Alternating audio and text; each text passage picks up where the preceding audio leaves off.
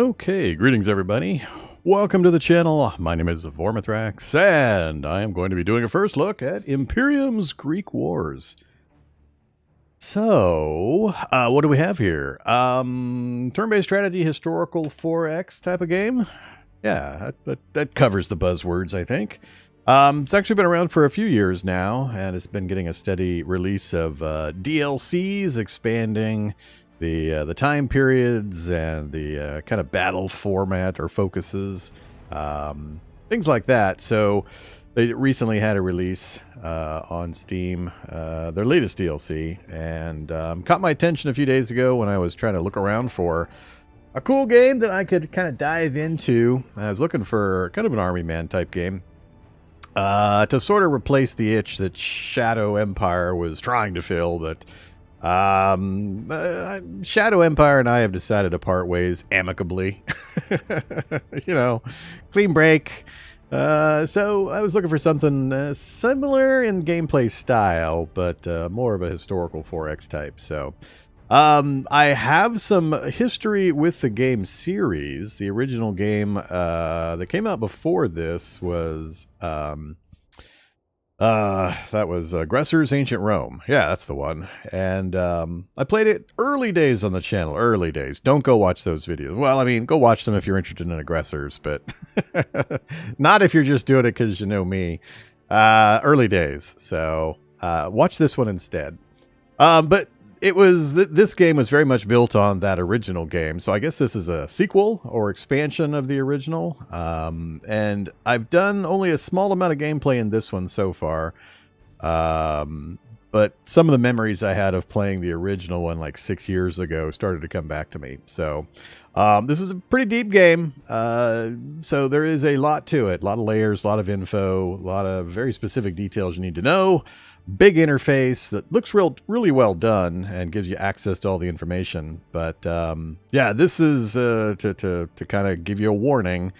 This is my first look. I've only played a very small amount of it. I do have a pretty good handle on the interface and the basics of gameplay, but in no means am I going to be a professional player of this or be able to explain all the intricate details of the systems. So I'm going to be wandering around the interface. I'm going to be looking stuff up. I got the PDF of the manual open. I'll be puzzling my way through a few things, and I might stop and restart a few times. So hopefully we can get to the point pretty quickly where I can put all that aside and we'll just really dive into the gameplay and have some historical turn-based strategy fun. So with all that behind us, let's go ahead and click on some buttons. So we can do single player, multiplayer, create our own scenarios, and so on. Let me know in the game settings. I think the music might be just a little loud still in the background. And if I change any graphic settings, I have to relaunch the game, so I'm going to try to avoid that. But one thing I will mention, and you folks that are watching can let me know, I've got UI scaling set to 125 to make the interface elements a little bigger. But I noticed in some of the report screens that I was looking at that I lose some information in some of the reports. So I had it at 150 and I dialed it down a bit. Let me know for folks that, you know, could be watching this on phones or tablets or whatever, smaller screens. If you can see things, if you can read things. If not, I'll adjust it back up and we'll just deal with the loss of information in some of the reports. But otherwise, it's mostly all the options turned on and high and so on. So, but lots of good details in there for changing settings. In addition, there's lots of gameplay settings you can adjust. UI settings, you know, keyboard assignments, all the good stuff. So let's close out of there. Let's go single player, new game, and a couple things I want to mention. So I have the base game plus all of the DLCs, keys, Steam keys kindly provided by the developer. So this is pretty much the full list of all the things that are available in Imperium's Greek Wars, and a lot of these entries here, I believe, are directly off of the DLCs. So if you see things you don't normally see if you have this game, that's kind of why. But each of these is basically a different setting within this ancient world, within a certain range of time period. But it completely changes the focus, so where the map is positioned and the nation states that were in play at the time and the politics and the units and all that kind of stuff. We're going to start in the Age of Alexander, and we'll just do Macedonia as our starting position to kind of get a handle on things. But I just wanted to point out, you can go customized world, and should you prefer to not use a standard preset map with everything, you can go full random 4X. So you can go customized world, and as soon as it brings it up here, you can choose a map size and a map type and climates and opponents and difficulty and all sorts of other dials and switches and buttons you can push to create your own game world on a randomized map. So always awesome to have these kinds of options to play how you'd like. I'm going to not do this one yet. We'll hopefully investigate this kind of map play a little later. But I just wanted to point out, just in case that was important to you, that you can play on a totally randomized map. All right, let's click on Age of Alexander. Let it load the scenario in. And then we'll pick some other things and jump into the gameplay. All right, let's go ahead and click to reveal the map. You probably don't want to do that on a... Good Lord, the sound jumped up. I hate it when that happens. All right, hold on. Game settings, audio, music, nope. All right, enough of that nonsense. I hate it when games have variable audio or super loud intro videos that don't obey the audio settings or any of that kind of stuff. And let's go back to where we were. No music for us. Either radar, art of stuttering, and Andy. All right, I was going to say, we're going to go ahead and reveal the map because, you know, we all know what the Med looks like. So we're going to be on the eastern side of the Med for this particular map. We're going to be up here in this area somewhere. But yeah, so we're going to be playing in the Age of Alexander. There are 18 playable nations in this. I can pick any one of them. So it's kind of like a Paradox game in that regard, for CK or EU and so on, where you've got a big world within a certain area and you can play whoever you want. I'm not going to read through all of the flavor text. I'll kind of leave it up if you guys want to scroll through it and bask in the historicity of all of the information they're providing here about this age of the world with Carthage and Hellas and the Persian Empire and what was going on at the time. We're going to go ahead and sidle to the right here, and this is where we can now pick what we want to do, what we want to play. And it gives some information here on the starting position and how difficult or safe it may be and so on. We're going to pick Macedon. Dynamic yet quite safe start with a few challenges at the beginning. Unexpected death of his father, Philip II brought youthful Alexander to the throne of Macedon. So we'll not read through the whole thing. Rely on well-trained and disciplined heavy infantry and elite cavalry, but economically it is not strong. Its military potential is great, however, and conquest of new territories might bring new riches. So very much a developing power, not an established power at that time. Persia being top dog, Carthage up next, and so on. And you can see here kind of the our population information versus like the mean average. So we've got a low population, low country size, but fairly good economy and fairly good power level with our powerful troops. So we're going to be Macedon. We'll go over again. And now we can pick various kind of like modules that you can set up in the game, things that you either will or won't be used. All sorts of interesting things in here. I'm just going to leave whatever's on that they have already put on. And I think this list is... Oh, actually, no, the interface, I changed the interface size. So earlier I had to scroll this window. So I thought there were more options, but no, I just changed the UI. But yeah, good stuff in here. So if you don't like a particular section of the gameplay that one of these turns on, like if you don't want generals that can increase morale of units and incite unrest in cities, you can just turn it off and they won't be in the game. But we'll leave it all the way it is for now. And we're going to go medium game difficulty is fine. Realistic game speed. No Iron Man. Yeah, no Iron Man. So let's jump into the gameplay. Food is a crucial resource for running of the country. Cultivate farms and fields around the cities to cover the needs of growing population. Yes.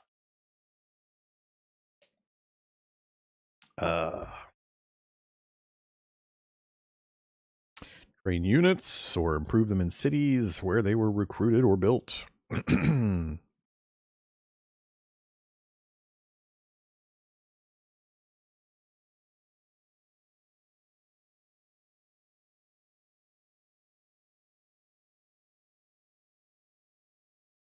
Trade with other nations. Keep trade routes safe. All right. Welcome to the Age of Alexander DLC.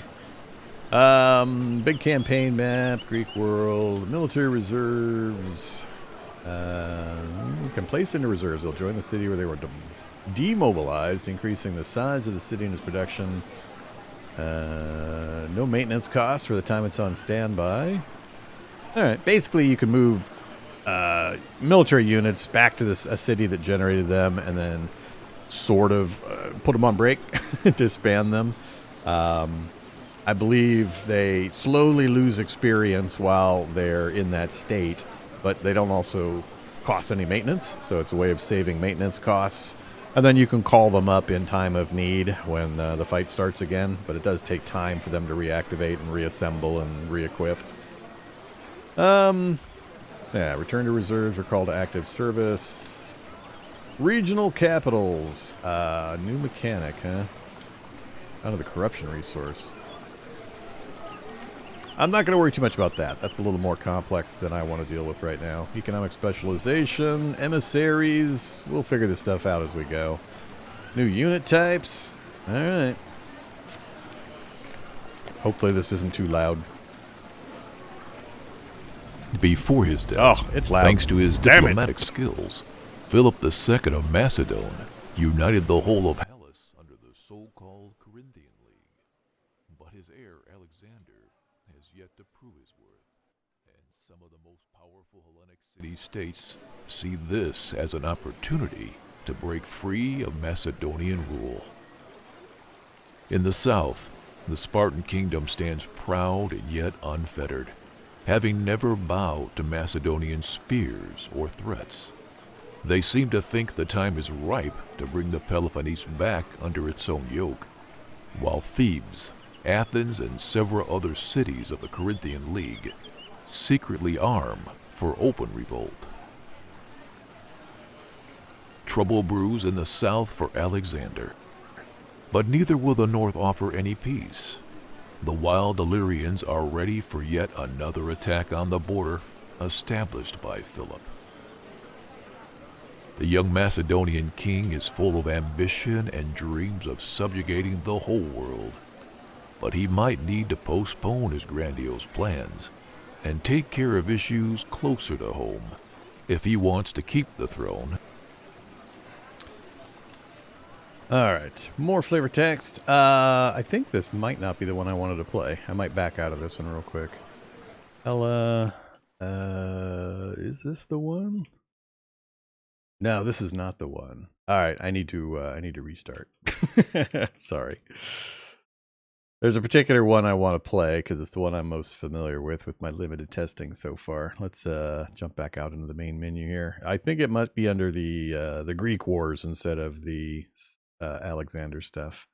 Single player, new game. Yeah, I think it's into the ancient Greece section. That's what I want.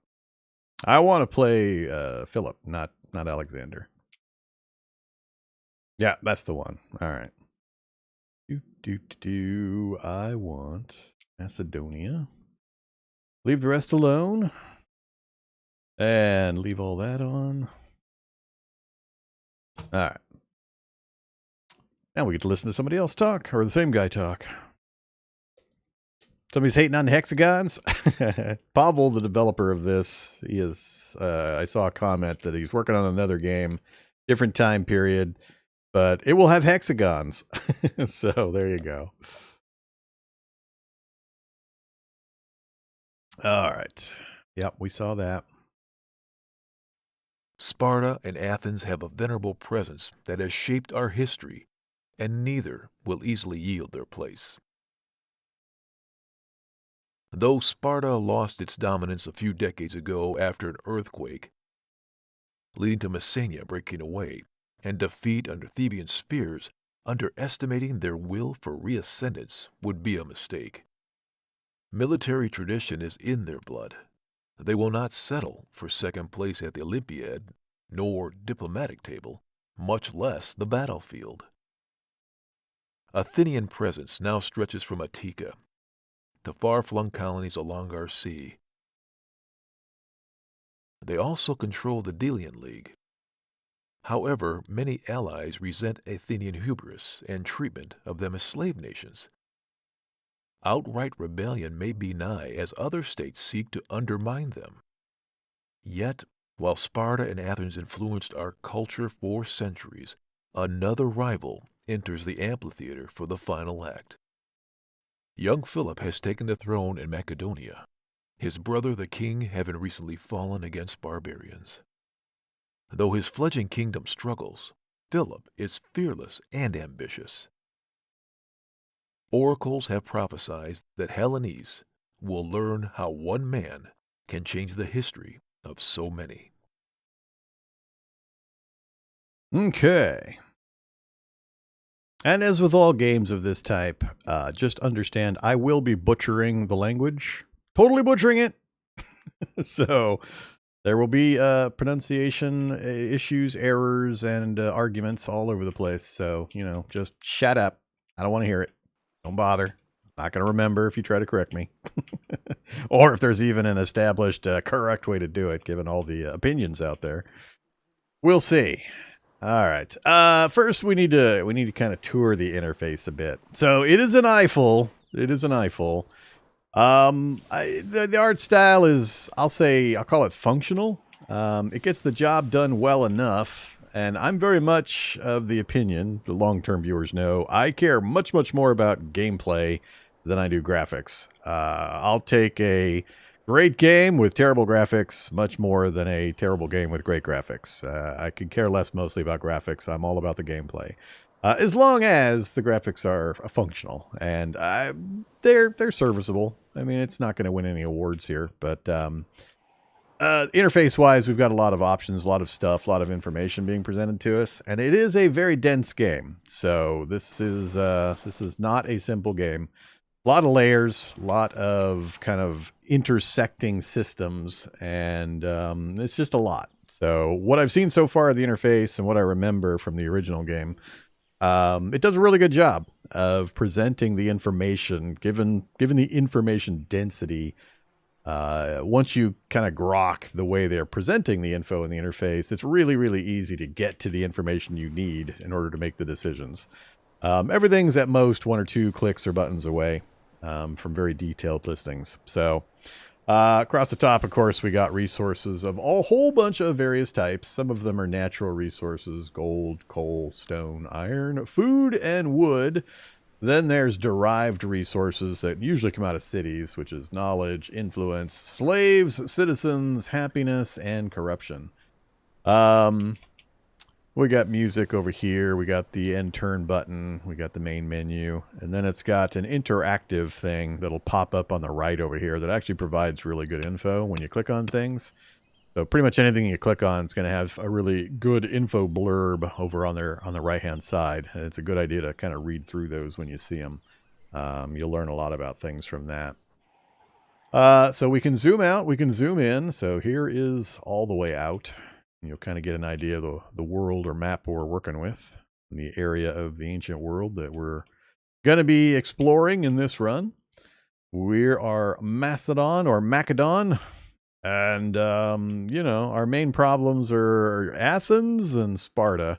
Athens because they're big, but also because they've got this right here. These are 2 Athenian cities or colonies, and they're right smack in the middle of our area, so they got to go. And we'll look at our diplomatic status here pretty soon. So yeah, in addition, we can zoom in and in. That's all the way in, so we can look around.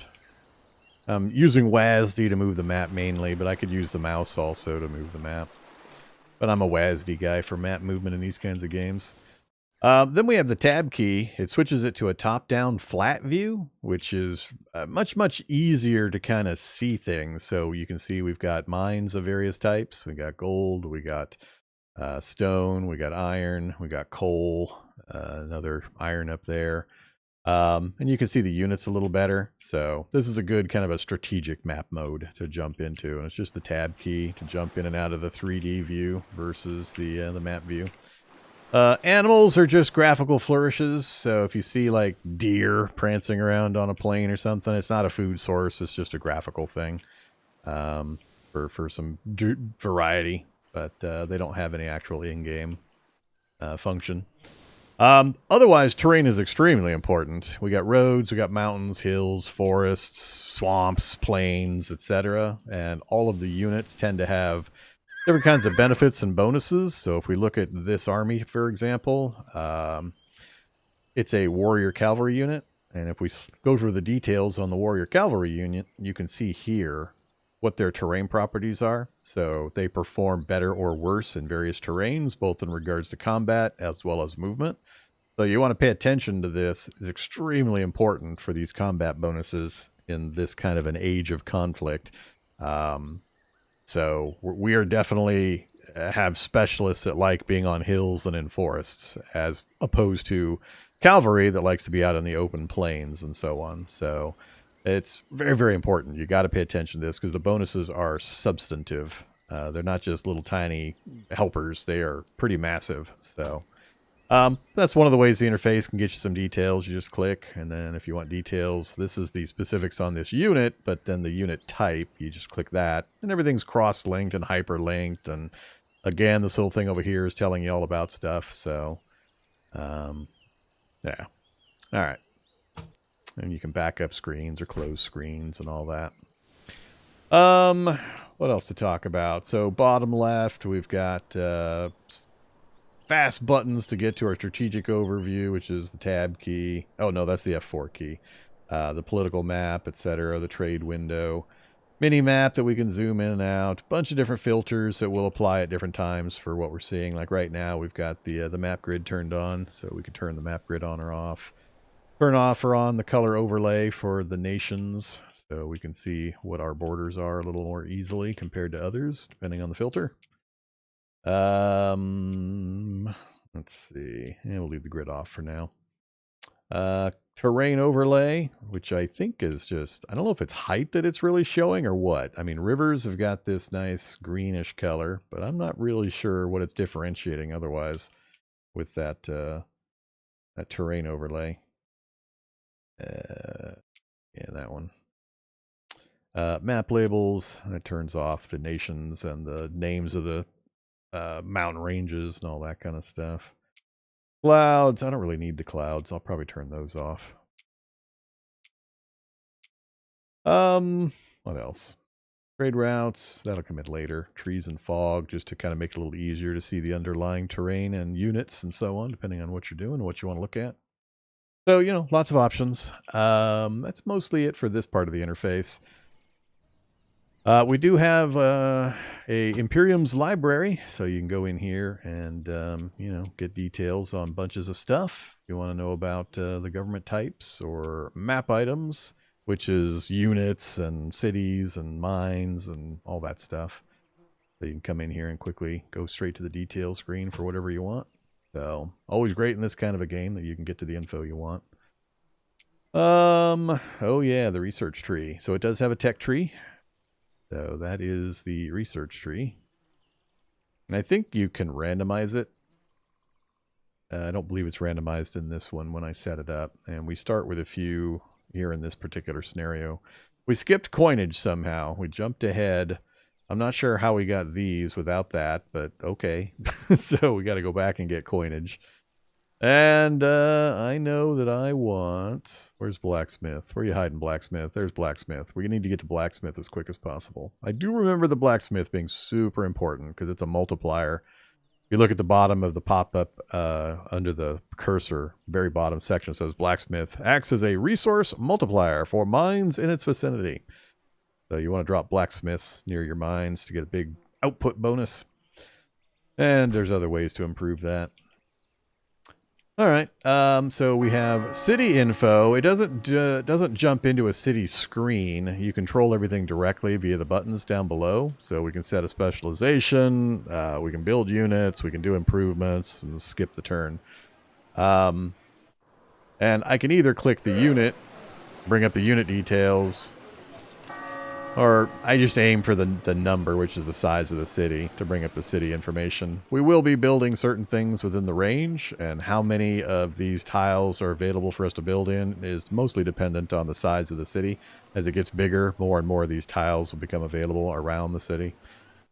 What else? So, yeah, our tactical situation, as we zoom out, is we're up in the north here. We do have these guys that we're at war with. Let's go to this screen next, I guess. So this is our state screen. We can do a lot of things from in here. We can see our victory conditions, what we've met or not met, and where everybody else is on the list. Our current objectives, and there are screens for both of these that go to more specifics. We can see our size and power relations versus the others on average, our resources, and then we can go into very specific screens for foreign relations. So if we go here, for example, and then we look for cross swords. So we're at war, we're at war, we're at war. I think that, oh yeah, and Sparta. So Athens is the problem child, because as I said, they control these two spaces right here. And we're already at war with them. It's got a pretty intricate system of wars, alliances, diplomacy, treaties, trade between nations, and so on. So we'll kind of dive in and explore that. But we're at war with almost all of the northern countries. I guess we'll call them countries. Kingdoms. Yeah, we'll call them the kingdoms. The Dardanian is the one that's going to be the biggest problem. So we're fighting a battle to the north, and we're going to be fighting the Athens here for that simultaneously, which will be a little tricky initially. We also need to bootstrap ourselves up economically. A lot of work needs to be done to get ourselves back in good shape economically, for food and raw materials and so on to support the troops. The systems for units is very intricate, and what I mean by that, and very tightly designed. And you'll kind of see it as I start playing, and you start realizing how the numbers work. But you have to draw from the population to form units. They also cost resources, which is not anything new to a lot of the games. But in this game, the amount of those costs as like a percentage of your nation's resources is huge. So there's not going to be a ton of units running around, and they take a lot of initial upfront costs as well as ongoing upkeep. Plus, it's very slow to recover or heal units. So you'll see what's going on. And I don't have any good feel for the balance yet. I'm going on some reading I've done and some very limited testing and my memories of the original game.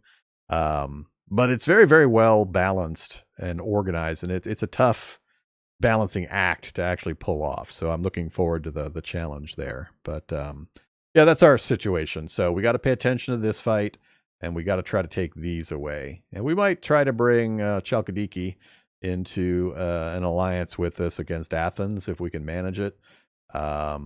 We'll see, because I think they've got a problem right there. I think Athens owns this little tiny piece right there in their area. So we'll see what we can do. But yeah, so, and we can click on any one of these. I can right click on, and it'll show connections between things, and it'll also switch who we're looking at diplomatically. So if I select, Sparta, you can see we're at war with Sparta, and the little cross swords icons and such change depending on who you're clicking on. So you can see who they're allied with now, and or who they control, I guess. I'm not sure which symbol that is. So it's a good system. And if you left click, you can actually bring up the specific diplomacy screen for that nation. And we'll get into this in a bit, but a lot of options here. You can ask for all of these things in the middle. Yeah, we'll get into the details of that later. All right, so that's the situation. So we're going to have to be very cautious of attacks from this direction, basically. But all of these northern kingdoms they're like, I guess, the barbarian kingdoms, and we're kind of at war with them. And then Chalkidiki, yeah, so right there. I think Athens has really annoyed both us and them. So we'll see if we can join up with them, where I take these and they take that one. And then we'll try to be nice with Athens after that for a while. So you can't just paint the map in this game because it's so tightly balanced, and time has to pass for things to happen. So even if I take these, it's going to take an extended period of time for me to bring them under control. They're going to be it's going to take a huge amount of resources just to repair the damage from the war, and then they're going to be very unhappy with me population-wise, and so many things. Is that the full map? For this scenario that we're in, this is the full map. It's being a little weird with my scrolling it around. So this scenario is just focused on this area of the Mediterranean. But other scenarios have the entire Mediterranean plus going out to the east into Persia a ways. So it just depends on which kind of scenario, historical period you're focusing on. Plus, you can also do random maps. You can set up your own game world and have it randomize the map using various parameters. So either or, but we're going with the ancient Greece era with King Philip in Macedonia. All right. So yeah. So looking around our area here, things we need to take care of. Let's actually go back to this screen. Oh God, it moved the window. Oh crap. I have some serious issues with the way this game handles windowed mode. And I'm probably going to have to talk to Pavel about it because this game does not like windowed mode. All right, let's try again. I was trying to go here. So foreign relations, then we have trade overview. We'll do some trading, but I'll show that in a bit. We're monarchy. We're not currently researching. Let's get something researching. Let's go ahead and get the coinage done. So we'll just set coinage as what we're going to research currently. So it requires resources, which we'll take care of on an ongoing basis. Whoops, no research. Coinage. Oh, do I not have the I've got 2.1. I don't have the knowledge. All right, we gotta wait. So our capital is Pella. Strategic overview. So here's a really good screen as well. With the strategic overview, we can find information fairly easily. So if we want to know where coal mines are, I can see where all the coal mines are in the region, including one that I control over here. Same with gold mines and so on. So we got some there's a nearby gold mine right on the border. I wonder what my diplomatic status with these guys is. So yeah, you can find resources, you can find units. So we have 2 Peltast units there and there. No Prodromoi cavalry, 2 settler units, and 3 warriors. That's the extent of our armies right now, basically. 2 Peltasts and 3 warriors. And we got to fight on 2 different fronts. I wonder if I need to take care of these guys before I turn my attention to Athens. You can also do kind of like a reverse search. So how did this work again? So if you turn this off, I'm trying to remember how that worked. Show or hide those map items that have or do not have the selected improvements. I know there's a reason for this, and I'll find it later. But yeah, so this is a way of just finding items on the strategic map quickly without having to look at the ground clutter on the normal map screen. What else do we got? Resource usage. Some of this isn't going to show info until we process the first turn, so maybe I'll wait till next turn. But you get the idea. A lot of stuff here.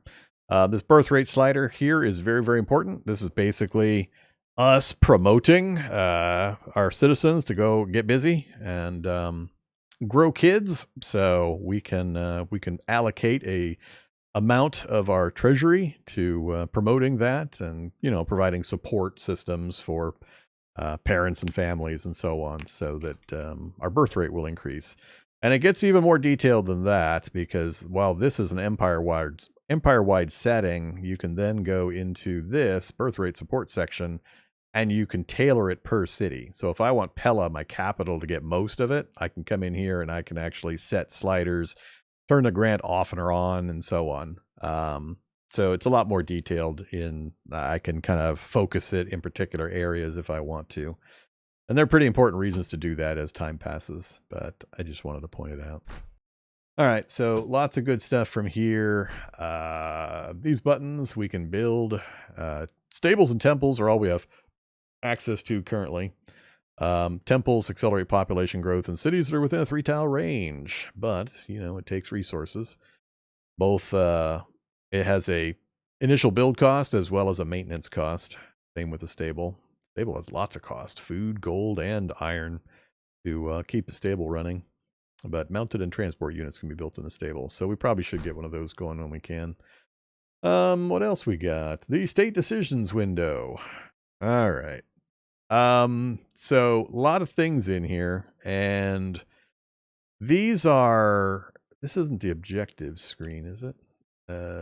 That's the objectives. That's the state decisions.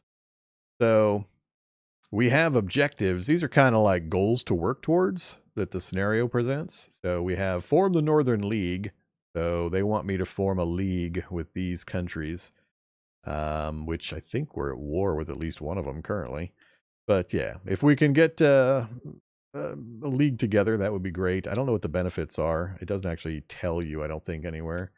Then there's vengeance. The Dardanians, I believe they're responsible for the death of Philip's father. So that's why we're at war with these guys. And taking their territory and ending them will finish our vengeance objective. Disa and Igai. So that and that. I'm not sure what we're supposed to do with that. I think just hold them for a period of time, safe. We can go on the quest for the Golden Fleece, which is way up here in the corner, and then it has to be delivered somewhere over here. And then the Gordian Knot, which I don't remember the details in the Gordian Knot, but again, we got to go way over there. All right, so many things. But back to decisions. Does it have any of those in here? No. All right, so yeah, they are different. So lots of fun stuff in here. Man, I'm going to have to take some time and go through this. Jeez. That's a lot of stuff. Hire general, condition not fulfilled. Enabled when there is a sufficient number of military units, but no general, and enough gold and influence. Brings a general into your service, costs a large amount of gold and influence. So, you know, a lot of fun stuff in here to pay attention to. That's those, that. All right, let's start looking around our nation and actually do some things finally. enough chit chat. Okay, so things I need to pay attention to. I'm actually going to go to the strategic map view. I can't zoom this map view in, but I think it's easier to kind of show what I need to do. So we have Pella, that's our capital. We have one road leading up to the northwest to Edessa. That's an enemy city. These are the guys we're actively at war with, and we do have 3 units up in the area. We've got our 2 warriors. These guys are pretty hammered. We got to get them fixed up. We got 3 units there. We've got 1 military unit here, plus a settler unit, which does improvements to the landscape. And there's also nomads. Settlers and nomads can build new cities. Over here, we have our final army. I'm not sure why we have one over on this border. I'm going to relocate them. And we also have a settler unit here. So I've got 2 units I can do city improvements or terrain improvements with. And then we've got a very small military. There's our final guy. Who I need to keep here to keep an eye on these guys. So I think he's parked. Oh yeah, he's in the city. So we'll park him in the city as a kind of a scout of the plains area here. He's sitting on a mountaintop just kind of scanning the area, but I need to get him in. He's not super happy, and I think he's damaged. Current health 1.7. So you can see kind of blood splatters on the graphic, which is one way they let you know somebody needs some work.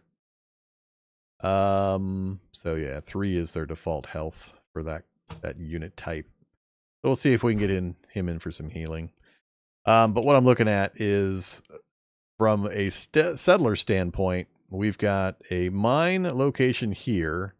We don't have access to blacksmiths yet. So to improve the output of mines, there's like 3-4 different things we can do. One is we can build a road to it to connect it to its closest city. 2, you build a blacksmith within 3 tiles of it, and that'll improve the output. And 3, there is a territory bonus. So if I turn on, which one is it? Show territories. If I turn this on, if you fully control a territory, you get a production bonus for any mines within the territory. It kind of represents the territory having additional resources kind of scattered around it. So the more of it you control, the more total output there is at the mine. So you want to try to make sure you capture or recapture territory fully so that you get the biggest bonus. So we have multiple things we can do. Right now, getting roads built is going to be the primary thing. So I need to get roads built to any mines. So that one doesn't have a road. That one doesn't have a road. That one is connected to a road in Odessa. That one is not connected to anything, I don't believe, and I'm not sure how I'm going to get a road to that. And I think that's in our realm, and we don't have, nope, that says, oh, I've got the, let me turn off the territories thing. There we go. Yeah, that's not in my territory. That's over in Chakadiki's territory. But we're going to build roads to our mines. Then we're going to get our settlers building cropland or farmland all around the cities in their controlled areas to improve our food output. And we need to get roads built a few different directions. So we're going to have our settlers focused on that. I'm going to bring this guy up northwest to help these.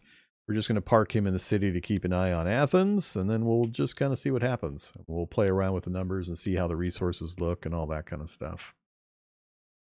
All right, where'd you go, mouse? So let's go up here first. We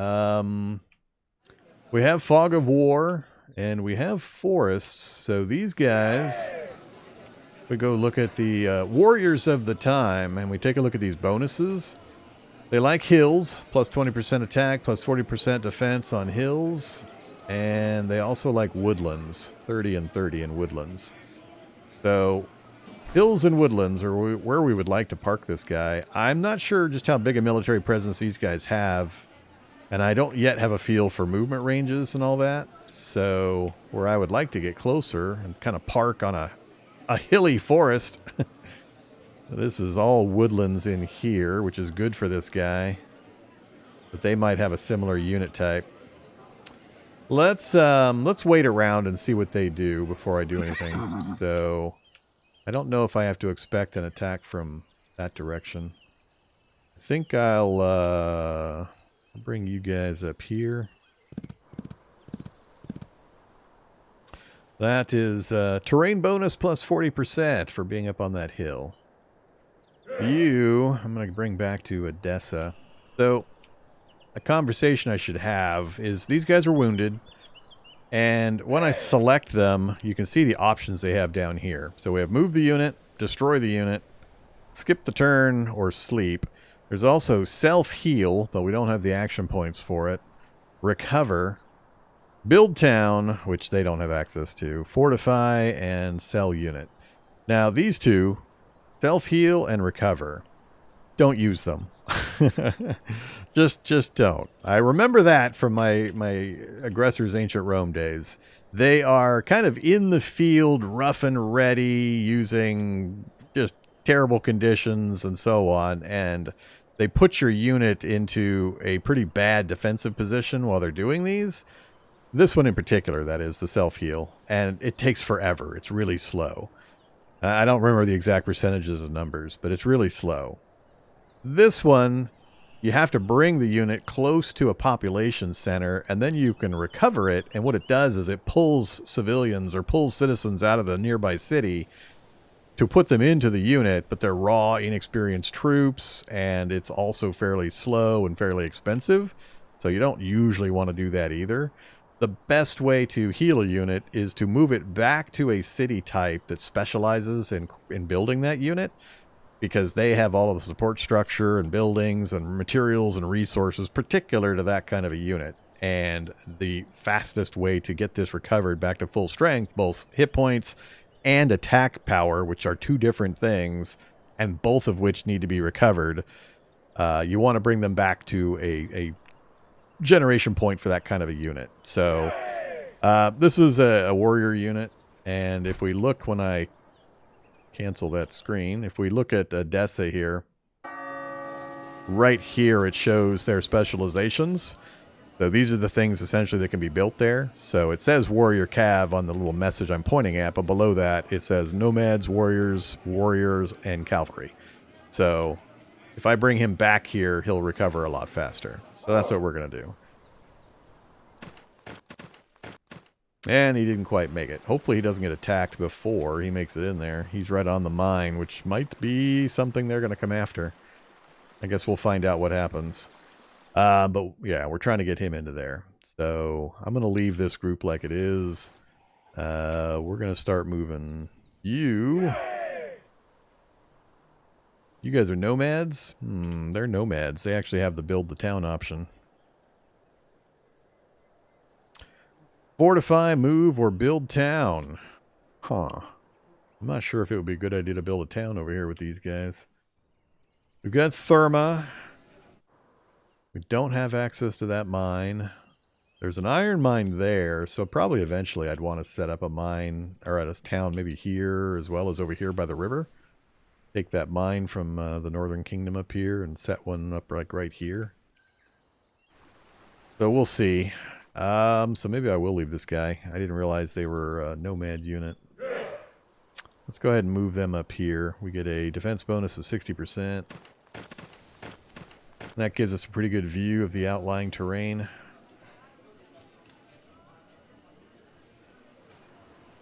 We have Amphipolis too, do we?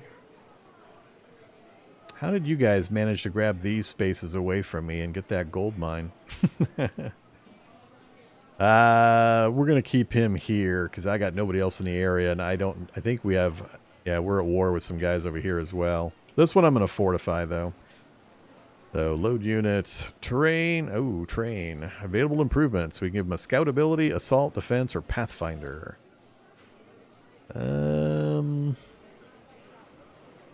There's no fortify option here in town.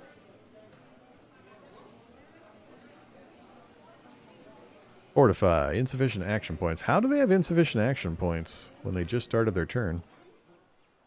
Alright, let's just end the turn for him. You also. Alright, let's do some improving. I first want to get a road connecting right here. So let's move. I don't know if I just have to build a road here and it'll auto-connect to these, or... Let's find out. So, build a dirt road. Alright. Does that actually connect to there, or does that go around it? I'm not sure if that connects in or not. I think I might have to build one more road here next turn. Huh. Settler will finish building road in one turn. Alright. You guys, Pella. I am not sure if I need to be worried. There's swamp that anybody would have to move through if the Athenians tried to come around. I don't know if I have to worry about Athenian boats. I better, until I figure out just what's happening, I better keep these guys here in Pella protecting our capital city. So let's, these guys have action points. They got 6. Cool. Let's train the unit. Let's train the unit. Attack strength increased. Units' action points are increased, or view range increased. I want strength. Alright, you can... Let's see. So Therma has access to these tiles. We can turn that into a farm field. We can go drain the swamp, which would actually benefit either us or Pella. Not sure how it determines who owns that space with it between both of us. Let's get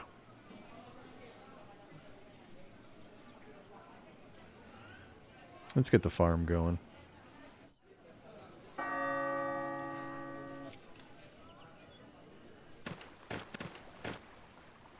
I'll learn the hotkeys eventually.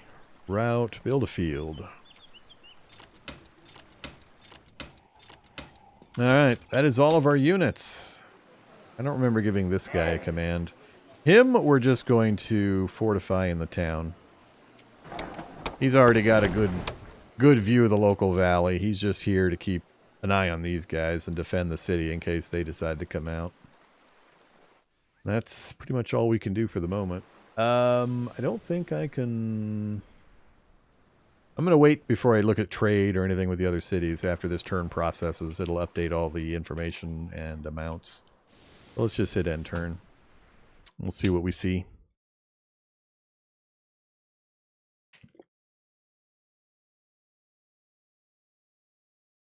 how many nations did we have on this one? Like 20?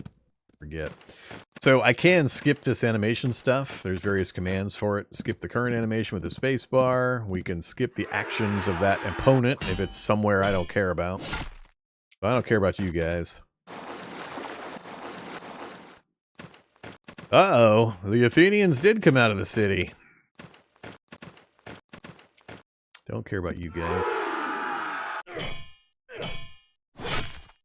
I believe I'm seeing other areas of the map because of diplomatic reasons.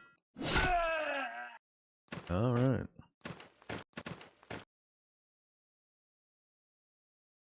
All right. So you can kind of skip through all that animation stuff and only look at the ones you want to look at, which is the thing I was trying to point out.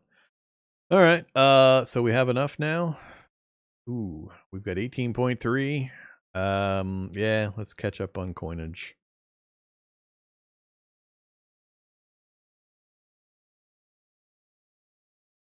Where do I say no? Where do I say yes? Do I left click? Nope. No. Huh. Oh, I gotta click that. Click the scroll, not the info field. Okay. So it shows the things that have happened nearby should I want to go look at them. So lands of Macedonia have been captured. So we lost, I think we lost like a piece right here. So I think somebody moved out and they took a piece of my land. Yeah. All right. And you can get this list to come back up again. I forget where. Top view. Oh, it's this one. Show last reports, F5. So, yeah. State Decision Spy Network is available. Higher General is available. So, and you can zoom right to this stuff. So that's cool. You can turn that on and off as you need to. All right, so our settlers are done. Let's get this. Go here and tell it to build another road. Yep, I did have to connect it over. And we're going to go over here and drain a swamp, which is drain terrain. Ooh, 3 turns. Where did that Athenian unit go? Did I really not see him? He moved up here, and I think they took that from me.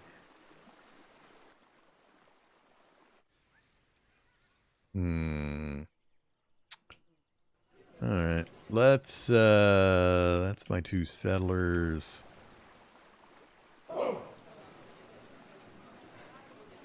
I don't want to fight with just a single unit. If I brought him around, I'd only have the 2. I don't think that's going to be near enough. I need to do something about this. Let's look at Pella here and say build. So, do we go with... I would love another cavalry unit, but it's 5 turns. And you can see the numbers if you look in the upper left when I highlight the item. It shows you the numbers that are going to be deducted, so what it takes. So 14 gold, 14 iron, and 7 citizens, plus 1.5 gold and 1.5 food per turn. Per turn! Let's see, 4 turns, 5 turns. I think I'll wait and see what the Athenians do while I get at least 1 more unit up. If I could get 2 infantry and the cavalry up, then I'd feel a little more comfortable moving over here, assuming the guys up north can deal with what we've got going on up there. So let's go ahead and pick the cavalry. Therma, the problem's just going to be raw materials. I'm already down to 6.8 iron. Boats and settlers are what they're specialized in, so we can't even do military units here. Settlers are 10 gold, 10 citizens. Oh man, I've only got 40 citizens. Let's hold off on any more expenditures for the moment. Just the cavalry for now. Again, I'm not going to do anything here other than kind of wait and watch. So let's go pay attention up here. So if somebody has moved here... Oh, it finished moving the unit I had set that programmed movement for. So now there's 2 warriors in here. I do need to figure out how to switch between units. Did it switch? How do I switch between units? Switch to the next unit I know about.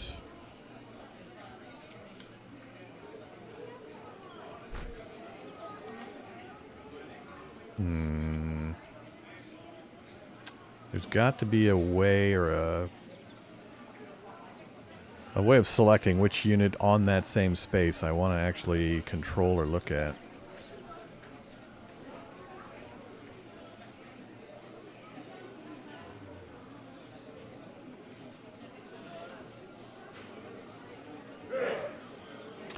That just switches on and off. I want the guy with 1.7 health, but it only shows me the first guy. So how the hell do I get to that guy?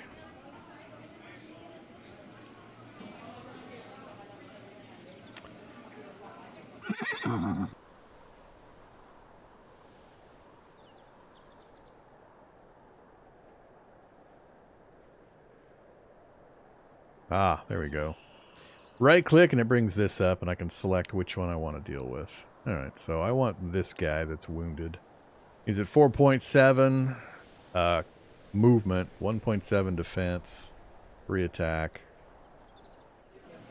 Alright, you guys, we want to heal inside. That's the good one. So we want to do heal inside. You, I think I'm happy just kind of watching the border here.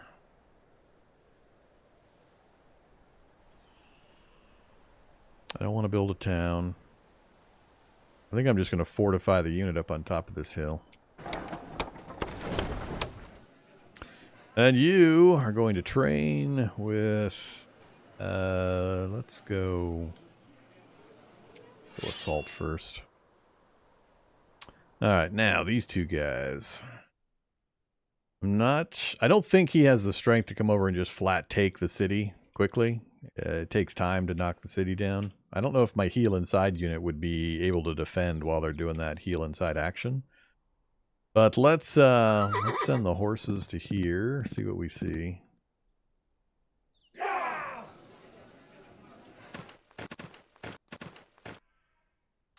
Alright, so... yeah. These guys are nomads. 224. They're currently sitting in defensive bonus plus 20, huh? I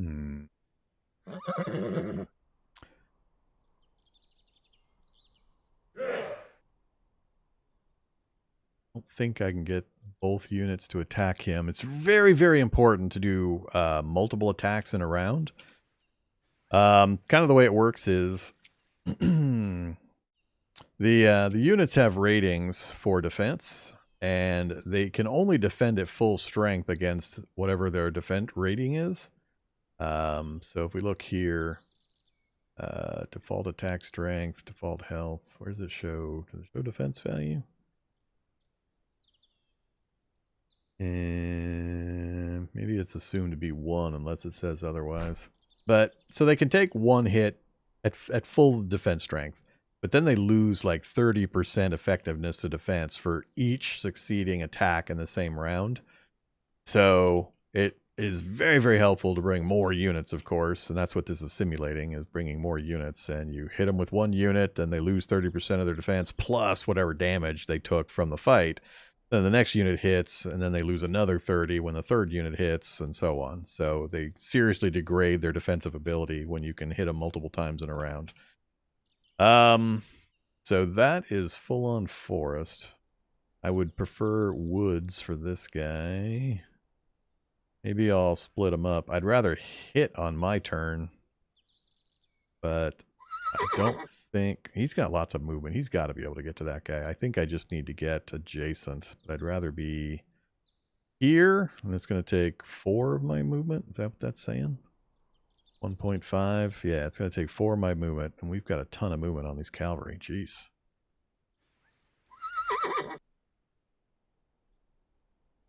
Is movement the same as action points? I don't know if that's the same thing. Alright, let's find out. Yep, it's the same thing. So we've got the points to get there and fight. We've also found another city. Level 1, Phylazora. Alright. I don't know if I want to bring him in adjacent to the city here, but why not? Oh, actually, I can go directly diagonal. Alright, let's, it's probably a terrible idea to hit him with cavalry. Uncertain outcome, reliable assessment. Attack withdrawal chance 70%. Yeah, this is not good terrain for our cavalry to try to go fight these guys in. Do we pull back and wait for that guy to heal up? What's the assessment here? Fair chances. I don't know that even with the, if we hit him with our infantry and then follow up with the cavalry, if the 30% difference is going to be enough to offset the matchup bonuses with defensive terrain and such. Hey, you.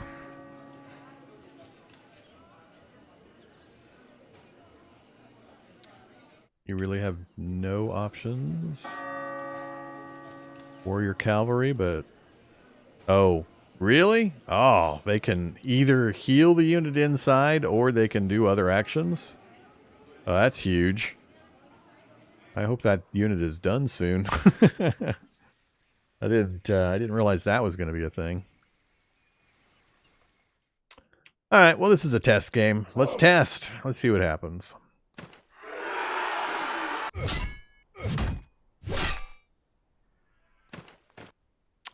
Okay. Battle with Dardanian Kingdom, close to Linkistis. So we started with 700. We lost 100. 3... I think this is our modified 4.1, and we dropped down to 2.4, 2.5. We gained some unit experience and some morale. They lost 879, so we almost killed them. So I think we are going to send our cavalry in now. Show details about the enemy. Alright, we knew most of that. Although now we can see the actual details instead of it being all question marks. Alright, I didn't need you to move to that position. Let's go check this fight now. The combat advisor says absolute supremacy, free from doubt. Alright.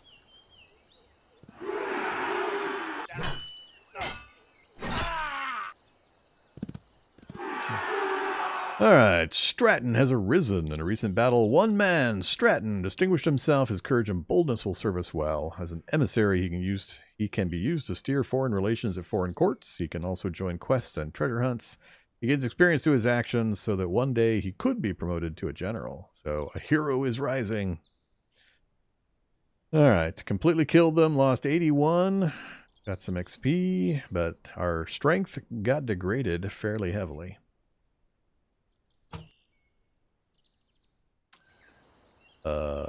What? Oh, he's his own unit. That's Stratton. Hey, Stratton. Get out of there, buddy. I don't want you doing anything off by yourself right now. Yeah, go back here.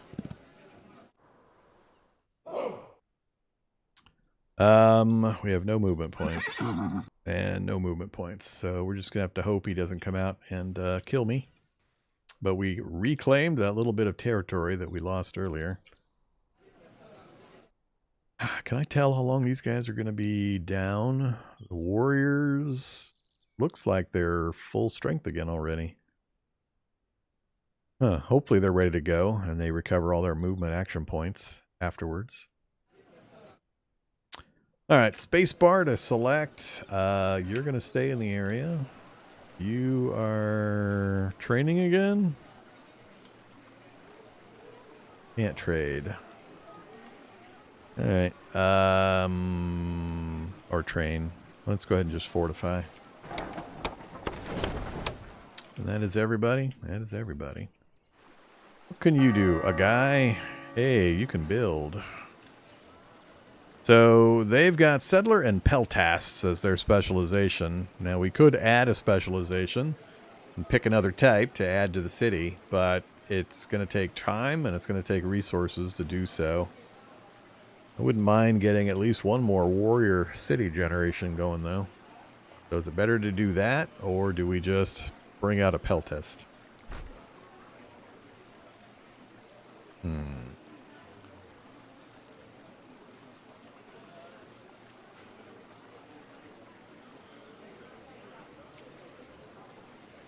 Basic infantry unit. It's kind of the lowest level infantry unit we can provide. I think I'm going to assume they're not going to do much here in the near term. Let's go ahead and try to build for the future. Let's get a warrior specialization. So, done. Can't do much with Therma. Boats and settlers. We're down to 9.6 of the gold. Finishing up our road and our swamp draining. Then I need to get fields, a couple of fields going over there. And then get a road up to this other mine. That's the only other mine we control right now. Other than that weird one, I don't know how I'm going to get a road through there unless I drain these swamps, but we got Athenian units nearby. Alright, before we end turn though, we should have full access to all the various reports now. Let's go into here. Let's go to trade overview. I haven't talked about this yet.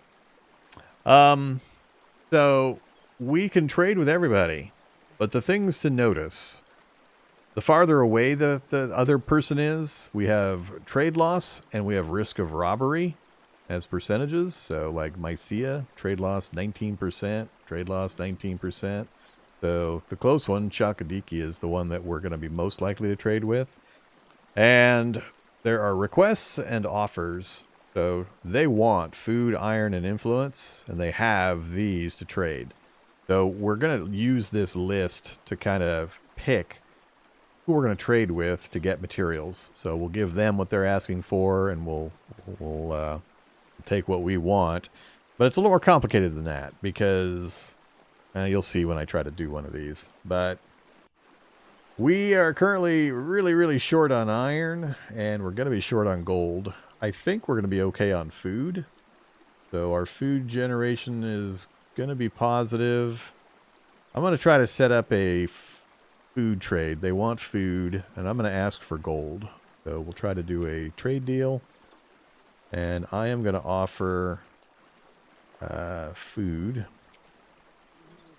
Oh, let's say 3 for now. And I am asking for gold. And I don't really know what to ask for, but there's a couple of buttons here that are important. So you can be non-specific and let them suggest something. You can pick one thing you have and then leave it open-ended on what they offer, and they'll offer something.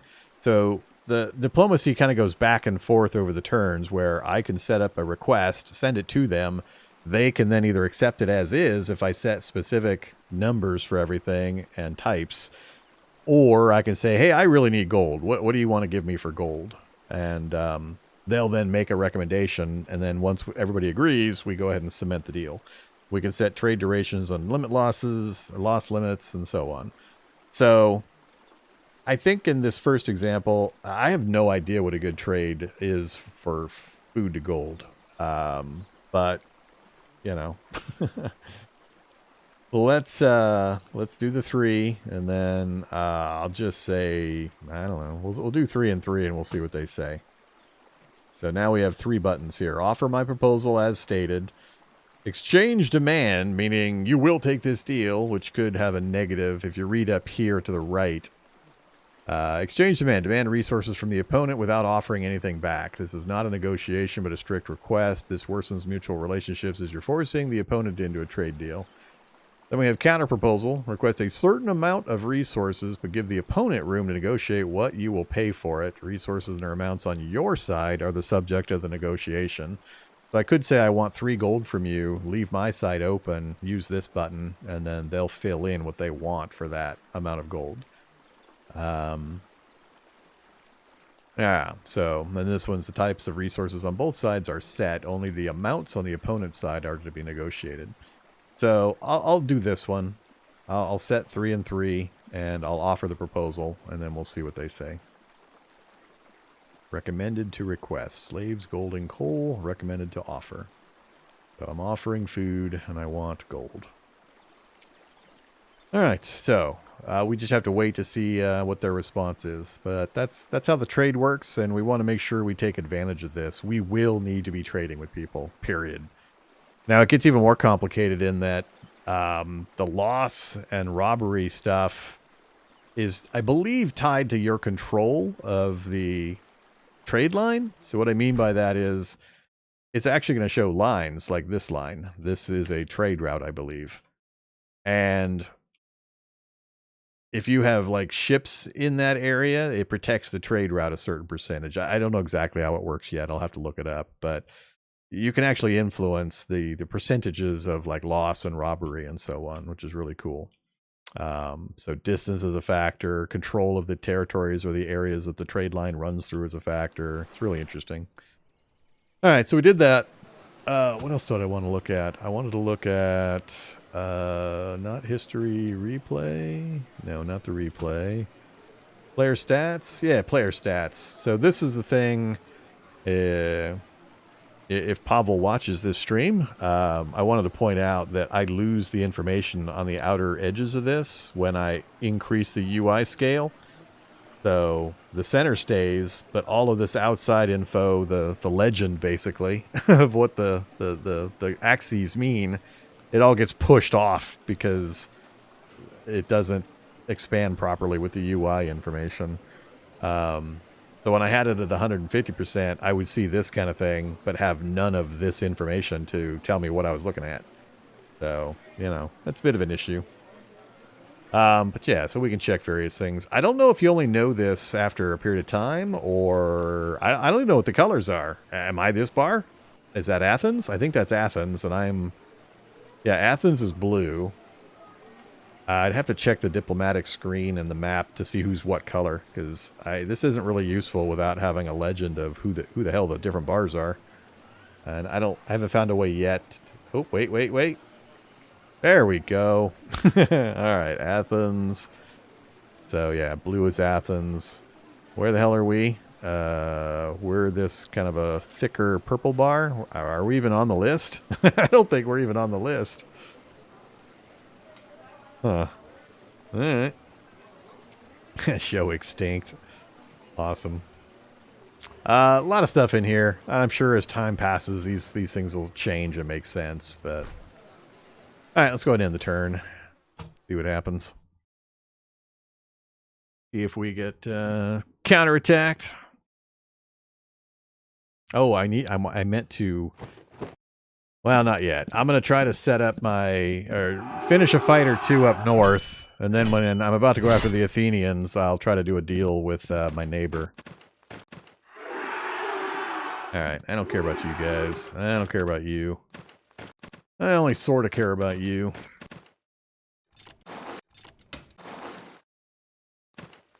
I very much care about you. Uh-oh. No! We survived the initial hit. And he had no more to send. Cool.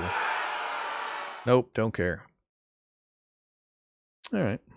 So considering the number of nations involved, the turn processing is pretty speedy, at least so far. I don't know if it increases later. Our trade was accepted. They said, yep, let's do it. So we're now going to be earning or giving away 3 food. And it shows... Oh, that's last turn info. Yeah, so we'll be giving them food and getting in gold. And it's going to last for 10 turns. Uh-oh. Tribe entirely destroyed. I didn't do that.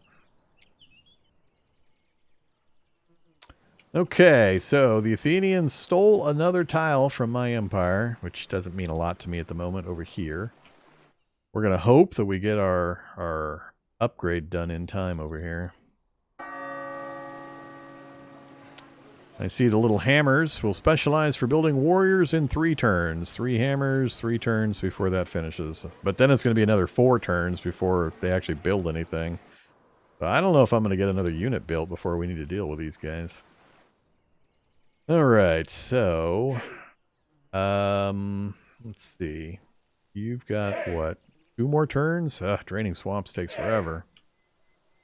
Let's get a field built here, and then I'm going to move them up the road, and we'll get that connected in to a road network connecting to... Oh, crap. Is that mine close enough? 1, 2, 3. Yeah, it's close enough. All right, so yeah, we'll get this connected into a road network after that. So, over there. And instead of clicking these buttons, a lot of times, if you look at the cursor, when I put it over that, it's got the symbol for build a field. So it kind of auto-detects what the most likely choice is for the space you're in for that type of unit. So I can just left-click, and it'll start doing the fields without me having to go click on that lower option. Alright, so they're done. And I am tempted to bring this guy north, just to help out with that fight. Alright, game, stop capturing my mouse. So tempted.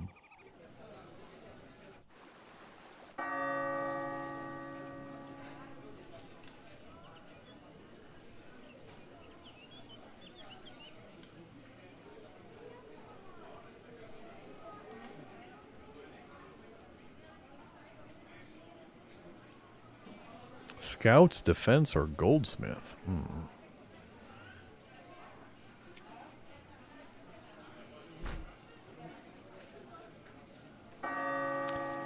Oh boy. Still got 4 more turns for the army. I'll wait. We'll hold off. We'll take it slow. Okay, so we got hit. We're at 1.6, 1.6.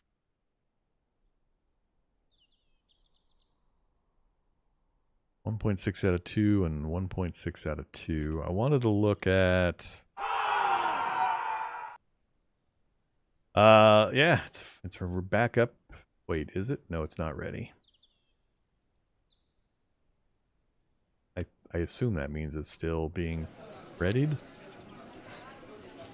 Yeah, 1 more turn. Alright, so we got 1 more turn to wait for him. So they retreated that unit back into the town. I don't want diplomacy. Units inside. So the warrior cavalry. 1.5, 1.5. So tile supplied only at 80%. Nomad and warriors, huh?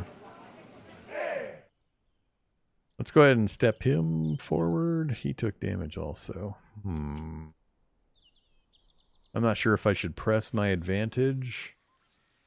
I have no idea how many units this guy might have. I think I can cut this off if I, like, move around the territory and cut it off from the rest. I'm not sure how that works either. Screw it. Let's be aggressive this time. Oh, road, huh? I think I'll just keep these guys parked in their current positions.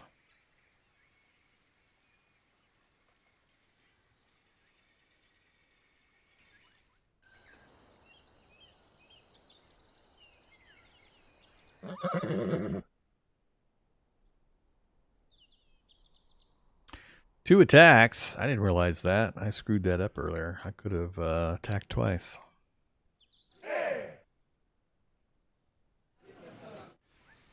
Alright, I think they're just going to wait.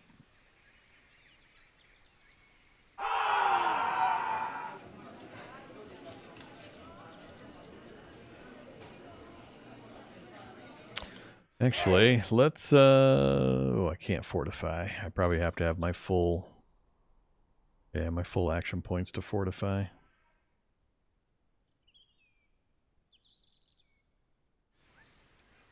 We'll wait there, see if they're willing to come out. Not gonna change that.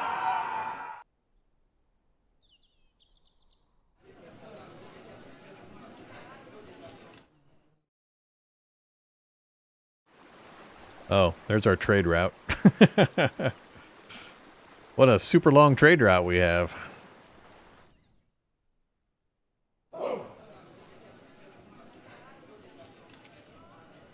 Let's go defense bonus. That's all our units. We set up a trade. We're waiting for stuff to finish.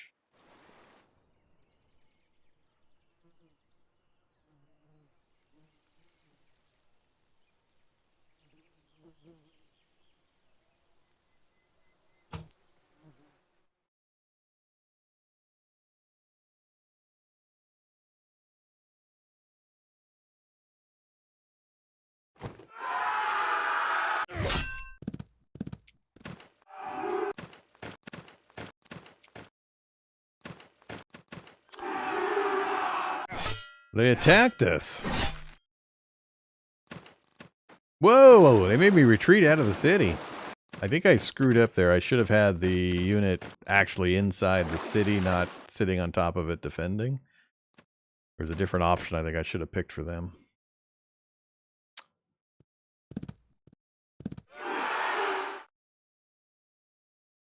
Alright, well that changes things. What the hell? What did you guys build over there?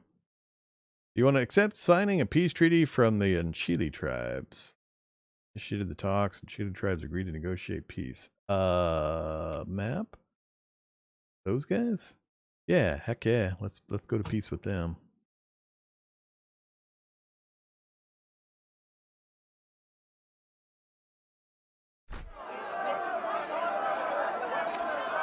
Treasure chest.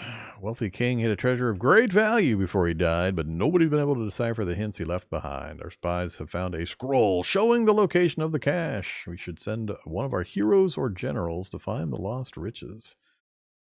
Okay.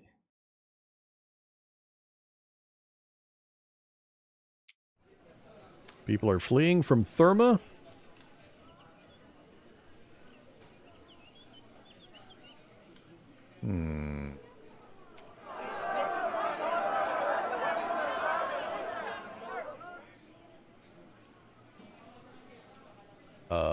I ran out of food? Holy crap. I didn't think that would happen. I wasn't paying enough attention to our food. We don't have enough yet. I screwed that up too. Alright, you go fortify. We got another field up, which will help. Let's go here. Get another field going. Oh, no field here. What's on this space? Oh, it's woodlands. Do I have to chop the trees down? Chop wood. 2 turns.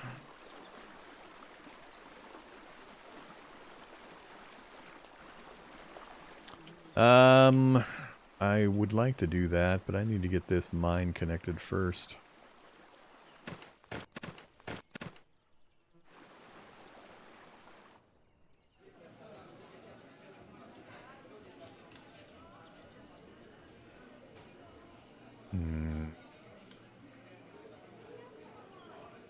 I guess he moved his cavalry out again.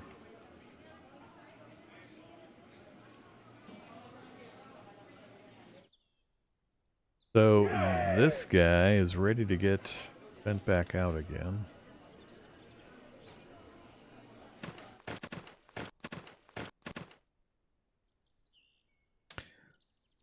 Equal chances, huh? I think I'm going to try it. Let's send all 3 units in, see how things go. Actually, I might send... Ooh, he's not good at that.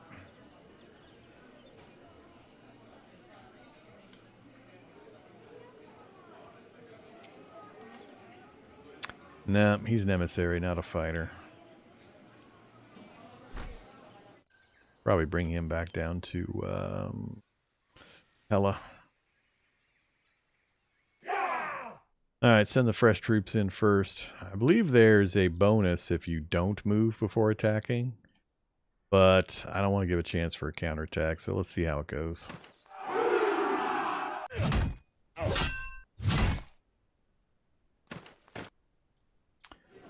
Okay. Did we lose nobody? Did they lose nobody? How did that happen? What the heck?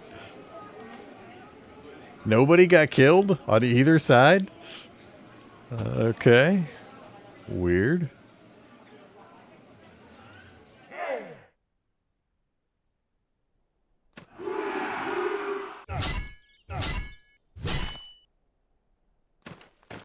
Yeah, we're definitely not going to be like 10 casualties, huh? He didn't lose any strength. Not good. Too many bonuses.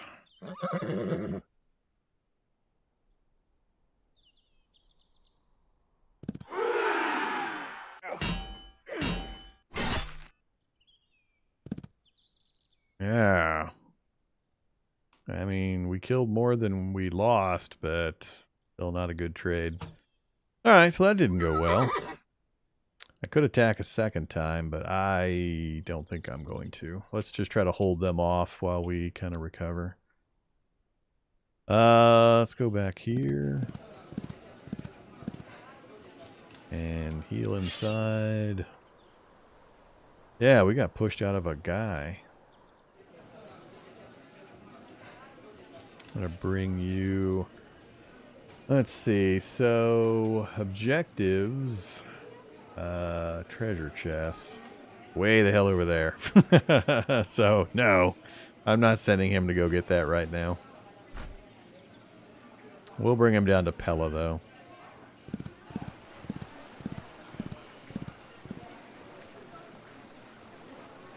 That's everybody again. You need to finish that swamp. I need fertile farmland here so I can meet my trade obligations. I wasn't able to get that guy back to the city either. I'm not sure if you can have multiple units repairing at a city or not. Find out soon. I believe the cities also directly support units they produce. So I thought I saw somewhere... That's what I think this consumption here is. I don't know that it...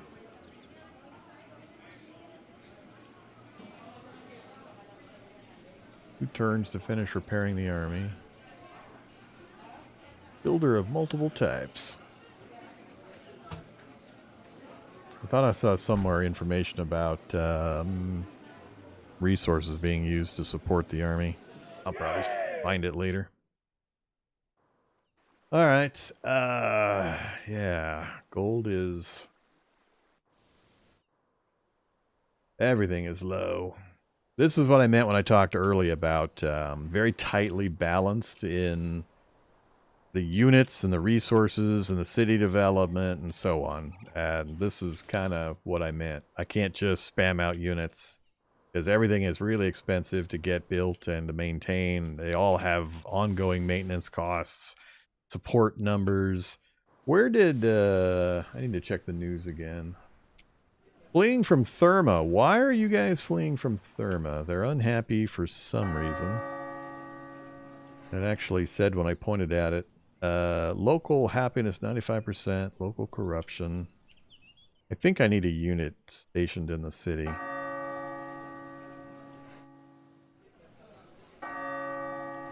Bong! I think I need to get rid of the bong noise. I think there's a setting for that. Audio. Simplified greeting. Rain sound. Wind and river.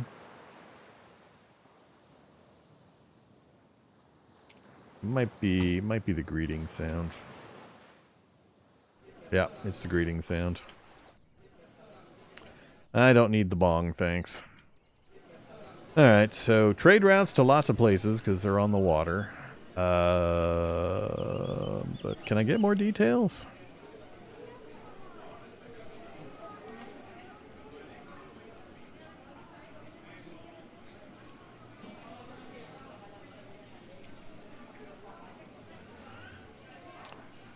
Not sure where I can see more details on happiness, unhappiness, and why.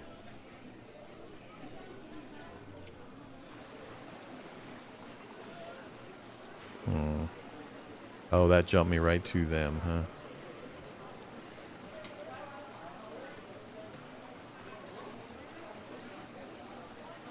Destroy bridge.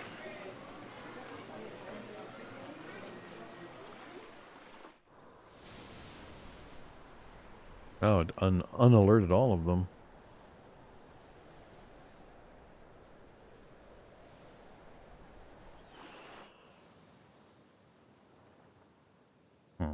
Oh, there it is. Very bottom corner that it says supplies 5 units.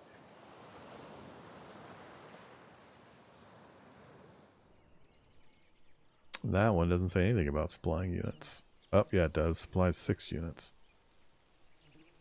I need to figure out how that works. Supplies 4 units.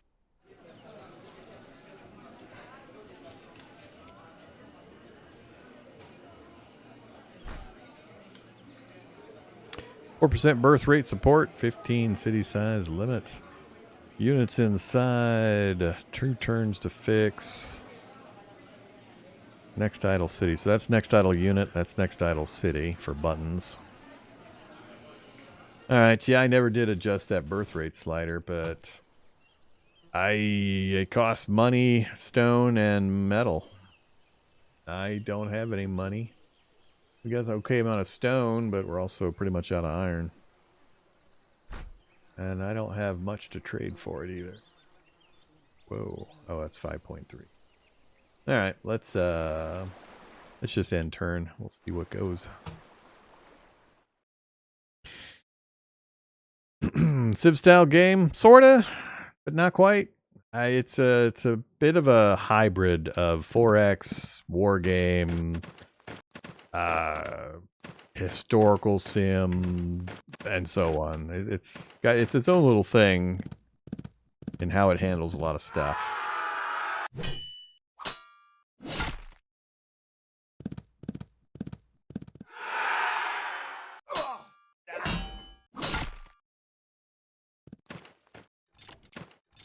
I don't care about these faraway fights. That is not good. Not good. Oh, doubly not good. We're in trouble. I've already lost this city. Oh boy. I am a terrible ruler.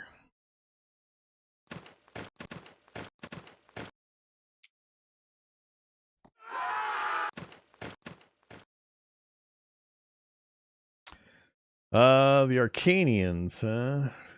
Which is... okay. Yeah, sure. War is bad, man.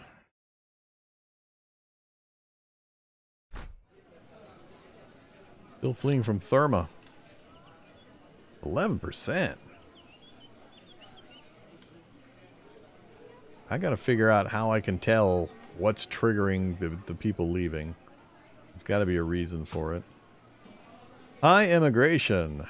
Lying close to the border, constantly fear sudden attack. Low local happiness, damaged city infrastructure, and proximity of the border can cause massive immigration to safer locations within or outside the country. Increase local happiness by building an amphitheater, stationing military units. Yeah, I knew I needed to get a unit in there. Signing a peace agreement with the nation on the other side of the border. Moving the front line further from the city. Alright, those are all interesting factors to deal with.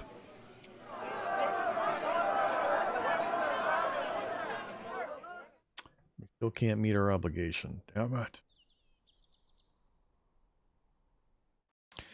Problem is, I mean, the border, they're the trade. The border is everything. I'm assuming what's causing the problem is the presence of Athens, who we're at war with right here. That's my assumption. So, problem is I can't build a military unit to stick over there. You are going to go ahead and get building the farm. Road? No, I don't want a road. I want a field. You are going to I think it's load unit.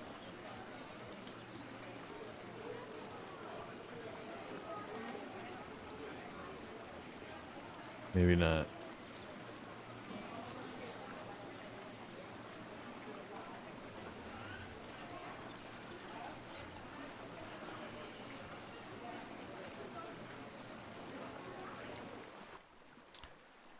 Okay.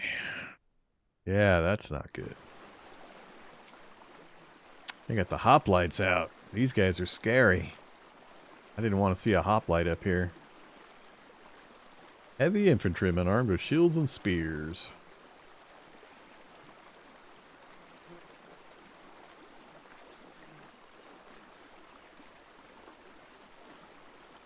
They like fighting in the plains, which is where they're at, I think.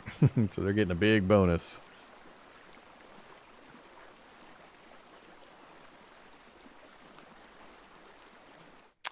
I don't know what I can do to help that. If I send a single unit over with that guy already damaged and the city taking damage.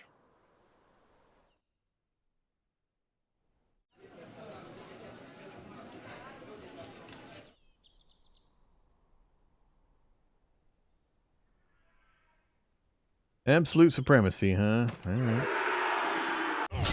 Show me supremacy. That didn't look all that supremo. Another game I'm going to have to take issue with the estimations. We even took more casualties than they did.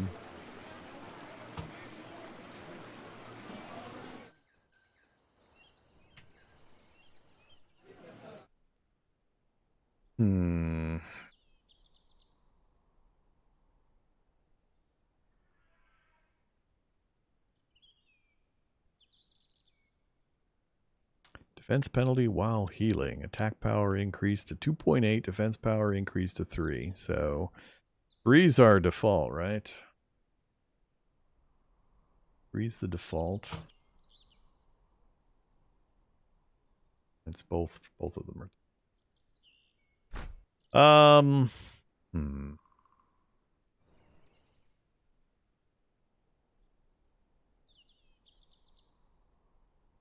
Nah, I think I'm just going to move him back to the front line.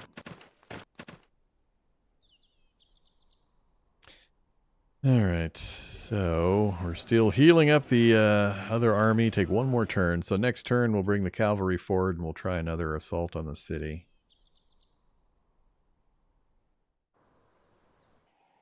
I don't know what to do over here.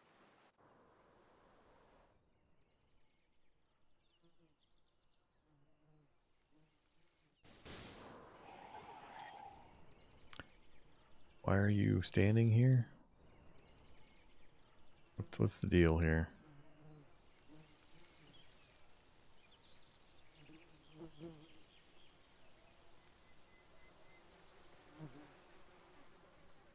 He hasn't already moved this turn.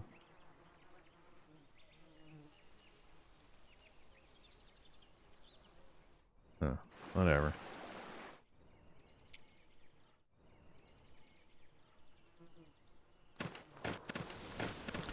That was kind of weird.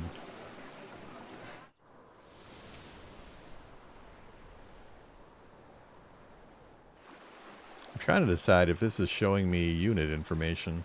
These little helmets.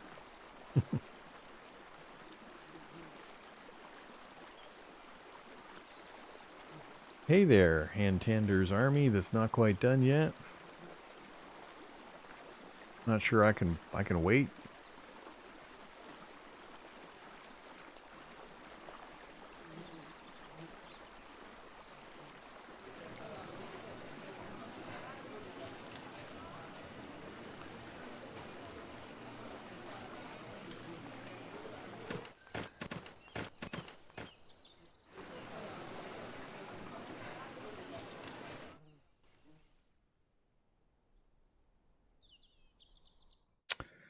And turn again.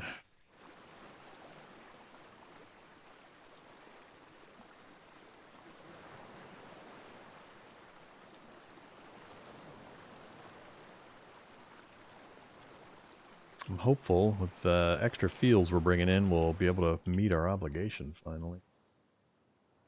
I don't know what I'm going to do over here. This hoplite's going to kick my ass. I don't have enough force in the area to try to stop it. I probably should have gotten... I needed to have gotten that guy into the city like I just did earlier. And then possibly bring him over and park him on a forest or hilltop in a fortified position just to try to keep them from doing anything for a while. So I'll have to be a little more proactive and showing some strength over there next time. And then just dealing with this up here as I can when I get some units built. But it's a tough balancing act given just how low on resources we are. I mean, we need gold for everything. I need to probably set up to sell some wood, which I really was hoping not to do. But we've got fairly good wood resources around the region. So let's do that. Let's do trade overview. They want wood. Shall we fail on another resource? So we're going to offer wood.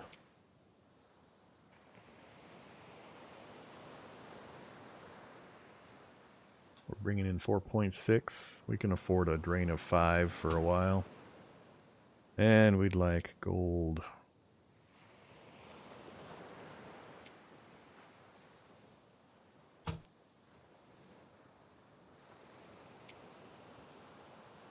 Not sure how many trades you can have with a single nation either, if there's a limit. Okay. Got no other military units. I'd love to get somebody into Therma to help settle them down. Tell you what, I got nothing going on this end of the empire. Let's go ahead and get this guy back here. Try to settle down the natives a bit. Otherwise, I think we're done. I can't think of much else we can deal with. Objectives are kind of out of the ability for us to deal with.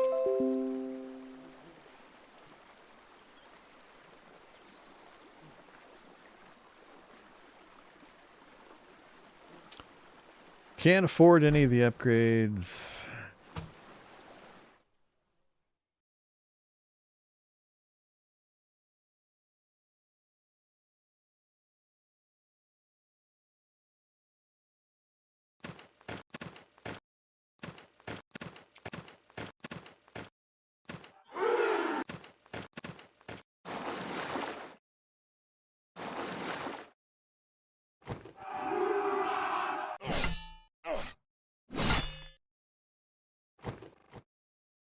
Not good.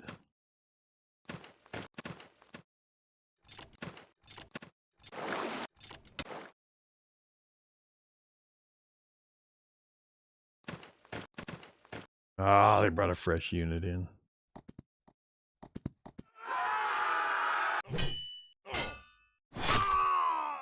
Got him in his fort.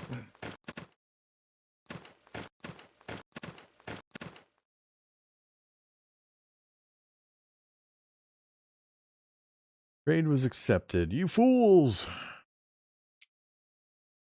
Sure. Let's keep ending these foreign wars that we're involved in somehow. Yeah. That place is gonna empty. Yeah, lack of food. Uh-oh. Famine! Wow. I managed to really make a bad decision. I don't know how I'm losing so much food. Is it the units I'm creating? I need to figure out where all the food's going. Because, I mean, we've built like 3 new farms since we started that trade. And it's just terrible.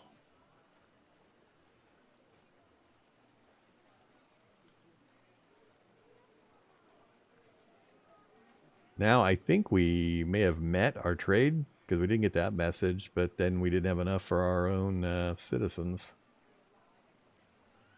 Which probably killed, either killed some units, lack of food, serious problems, spy network, hired general, fleeing. Doesn't say anything yet, but yeah, this is not looking good. We've already screwed up this country. All right, so you're now ready to deploy. I'm going to wait till next round, and then we'll hit it with all three. You are going here and making a road. And will it let me build a route? Yeah, I've got to wait for the action points.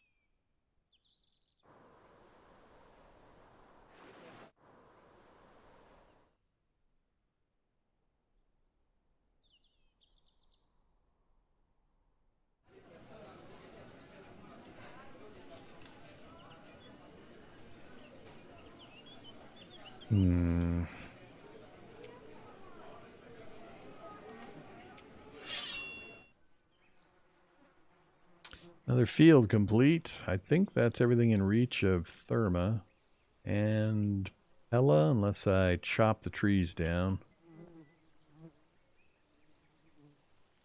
Let's see. Got that mine connected. We're going to be connecting that mine. That one's already connected. We're eventually going to need a road connecting out here and up there. And I also need this road here. I wonder what it costs if you can even build roads on these terrains. I'm not sure you can. Plus, there's no city within 3 of this anyway. So, probably get a city built somewhere over here to take advantage of the river, the mine, all the trees in the area.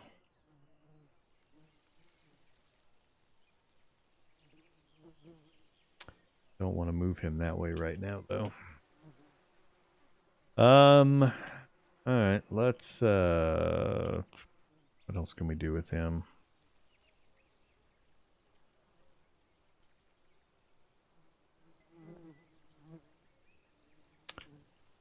I guess I'm going to go over here and we'll just start building a road out this way for a city we build later. So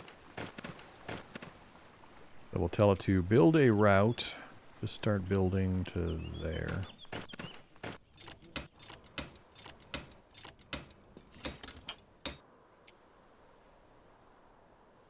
Alright, waiting for next turn. Nobody left in Odessa. I really can't afford to build anything.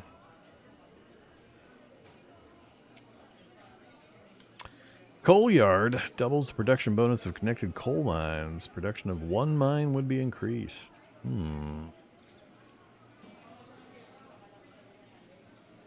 I have most of those resources.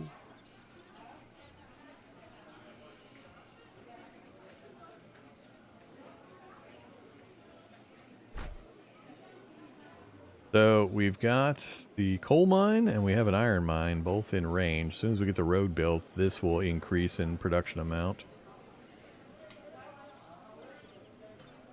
So you see there it says territory production bonus. That's from the amount of the territory we control, the territory that's part of. And then it says dirt road. Where does it show?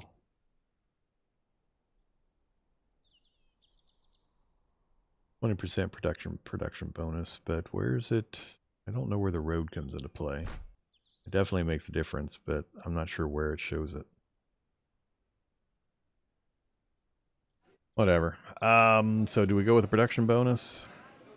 Or do we keep building units that I can't afford? Let's go with the production bonus and then try to trade the resource away for stuff we need. So let's do, yeah, let's do that one. Alright, we're still waiting for our unit here. One more turn, we'll have our other army. Not sure we'll still be in control over here, though. You get in there?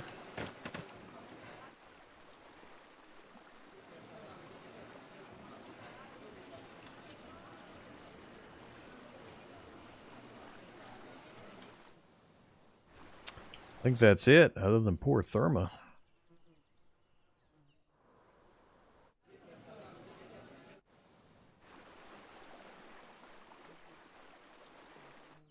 think next time I might change what I take care of first. Keep 2 units up here to just kind of hold off and defend against the encroachment of these guys. Bring the other unit over and bring anything I have over here over and just deal with these as quick as possible. It's just too many problems. So I think this is probably the priority. And then just hold these guys off until I clean up this. Then I can move units back north. Alright, so I'm going to hold the trade stuff. Although maybe I should, even though I'm exporting food, maybe I should import some food. Just until I get this solved.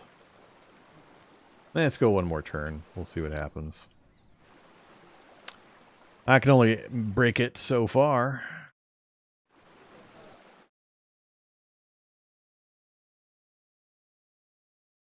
Yeah, definitely should have taken care of that first.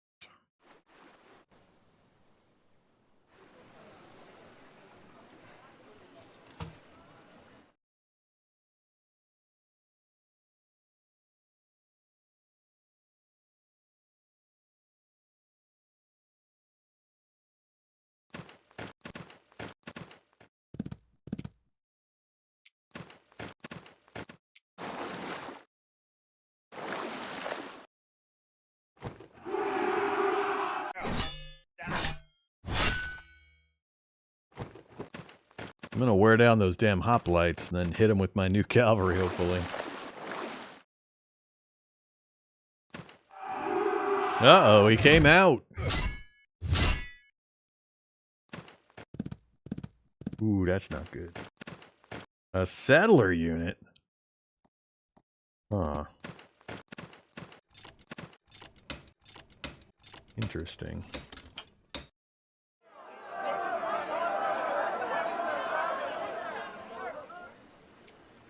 Only the one message this time.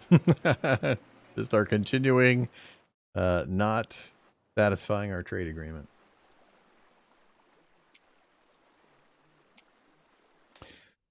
Okay, what are you at now? They're pretty banged up. 1.5 out of, what was it, 4 and 4, I think? Yeah, 4 and 4. Rooted in. Victor in battle.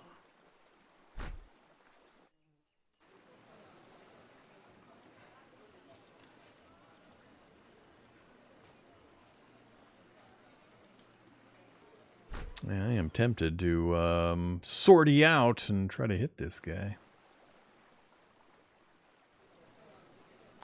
Can't make it there in one turn. We end up in the swamp, which would be terrible to get caught in. Defense bonus minus 30.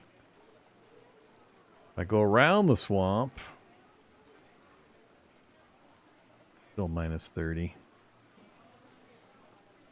Plus 20 up there.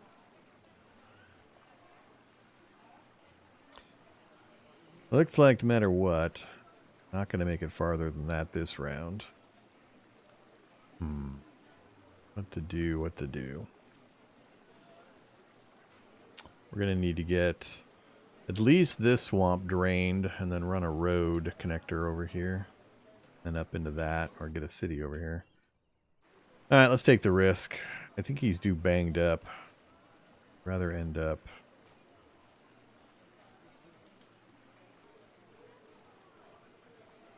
Yeah, that's fine.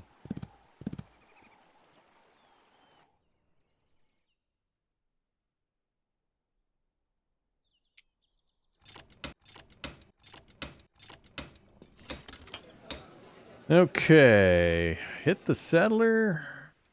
Let's see. Let's go with you first. Finally. 92 casualties is not terrible, but that's a big drop in our attack power. And he's still got at least... Yeah, he's still got this thing in here who's also heavily wounded. We're going to get 2 attacks, so let's hope we manage to take care of it. Nope. Oh, not good. Not good. Damn it.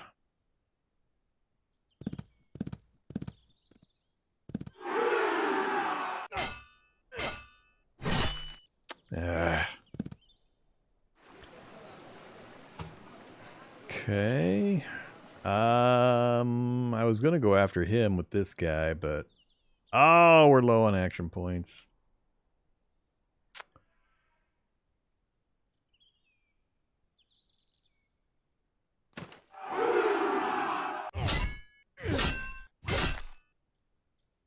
Couldn't even finish off a settler unit.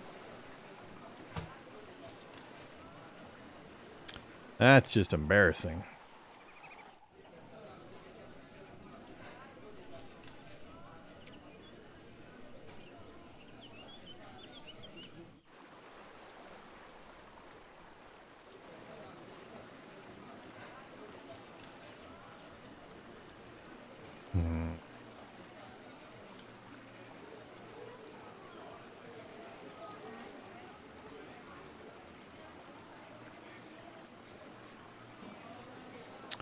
Don't have the action points to even heal.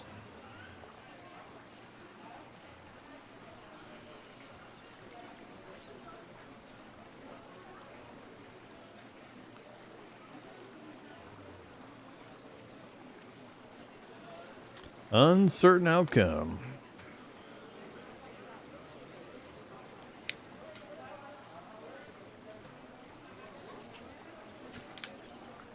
Yeah, that's not good. Minus 30 attack bonus. And he gets plus 30 defensive terrain bonus. My terrain modifier on advance. I think part of that is crossing the river, possibly. I'm not sure where I can see all of the applicable. I mean, it says there's a bridge here, but I don't know if that applies for this kind of attack. So I don't know where all the bonuses are at for this kind of thing.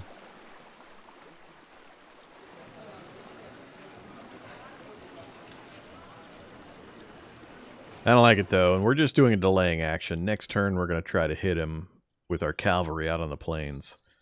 And then we'll come out from the city. So we'll see if he pulls this guy back to get him refreshed, or if he leaves him out here. We might be able to catch him out. So we'll just wait. I think my unit that's in there is strong enough to hold the tile.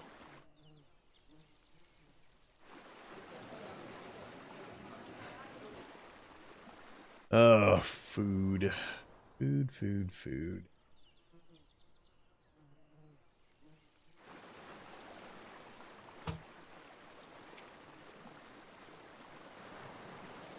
Look at 5 turns on this thing. I'm assuming that has some kind of a negative morale consequence, but I can't keep having that hammering going on. So, foreign relations. I don't know if there's like numbers involved anywhere.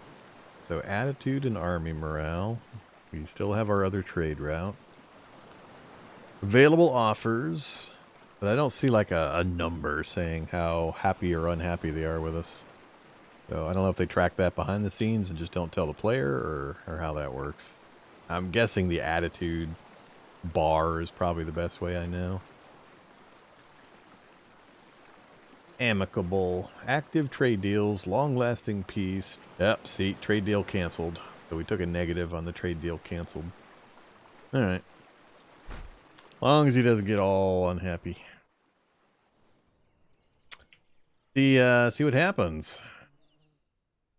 Really hoping if we can take this away and get rid of this settler, that's my only real goal up here. This is mostly still a holding action until I can get some troops back down here, and it's going to take a long time to get the troops here also.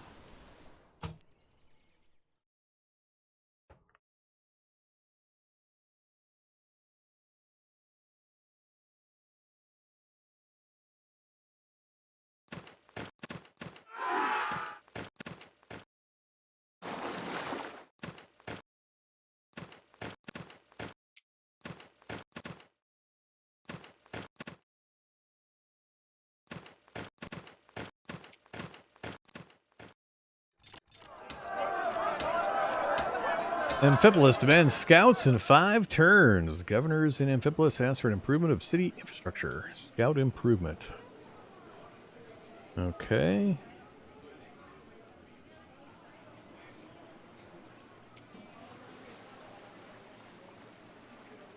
That's the northern one? No.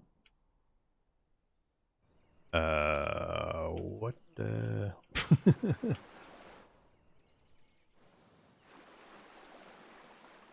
What the hell city are we talking about here?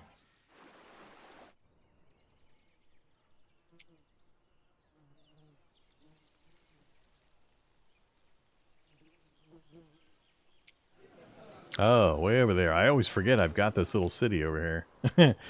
I look in this area and I think that's the end of my territory right here, but it actually extends out this wee little bit further to Amphipolis.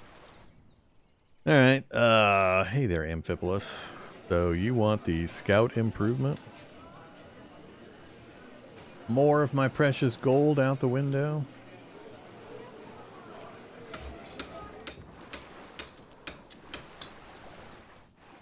Oh, look at that. He forded up, you bastard. He forded up. I guess that was a good move if he's going to sit out there.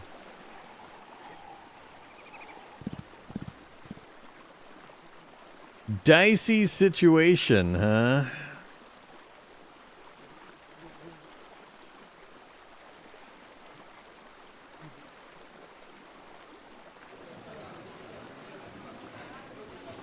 And dangerous position. Damn hoplites!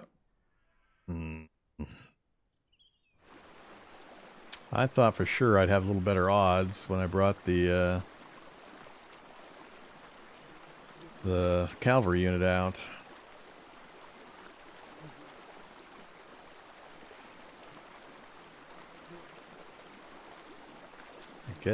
I hope this is considered grass. They don't really have a plains entry. What does it call this?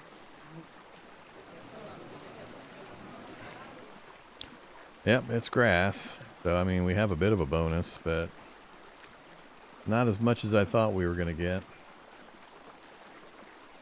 No attack bonus, huh?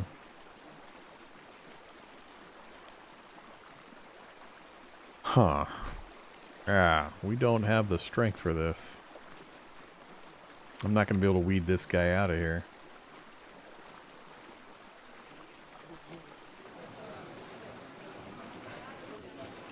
And these guys can't heal inside this city because the city doesn't have the specialization that we need.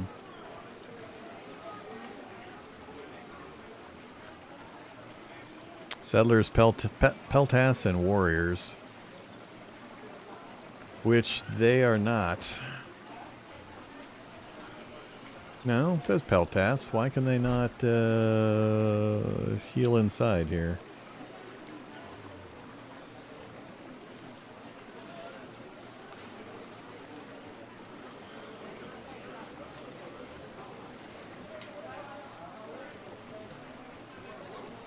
Yeah, I'm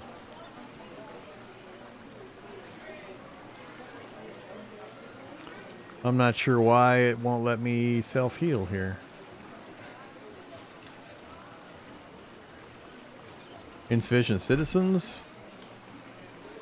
Where? Because I don't even have the self-heal option.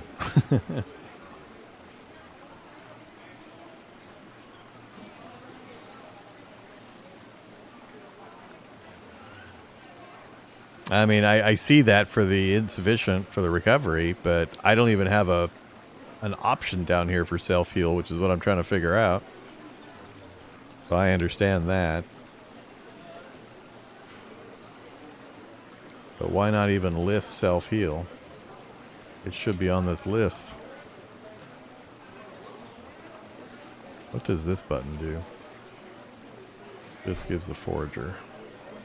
Now, self-heal, there's three different things. There's self-heal, which is the worst. There's recover, which pulls in citizens from the local, where you don't even have to be on the city. Citizens from a nearby city get basically recruited and sent out to fill in the ranks. Lowers the experience level of the unit and has other negative effects, but it's the second worst. And then there's one that says self-heal. Not self-heal, heal inside. And if you're on a city that has the specialization for the army type, you should have the heal inside option. I mean, we did it up here several times. So this has the nomad warriors and warrior cavalry specializations. So when I brought any of these units over, they get the self-heal choice. I don't know if I can...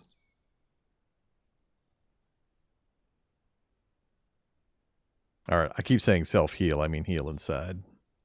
I don't think I can see it without them being on the city. So, yeah. I'm just curious why I can't get these guys to get the heal inside option. And there's probably a reason for it that I'm just not seeing or just ignorant of. Tell you what.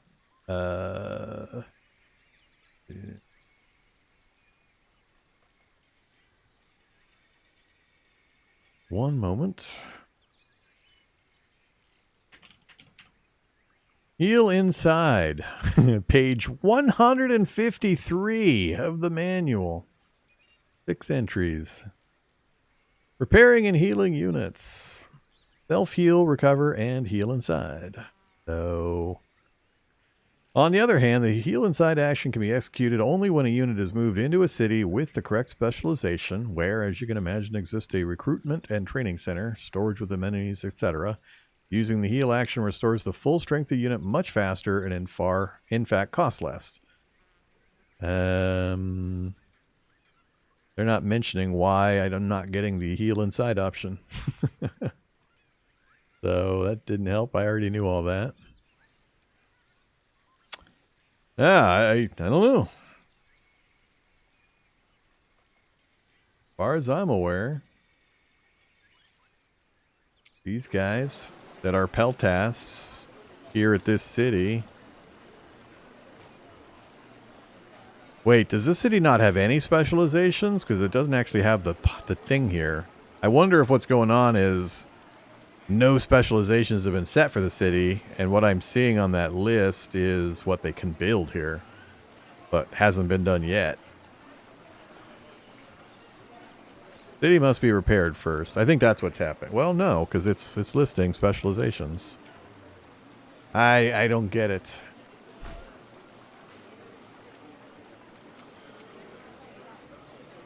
I think it's because the city is damaged.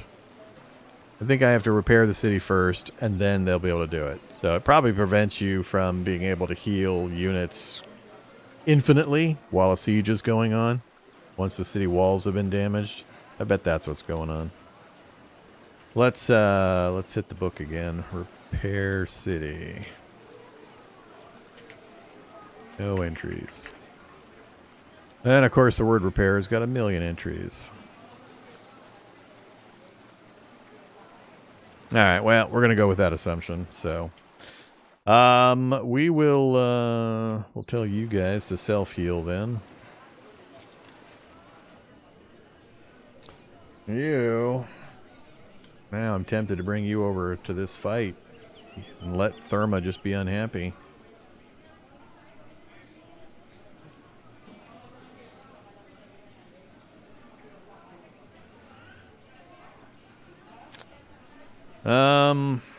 Nah, skip you.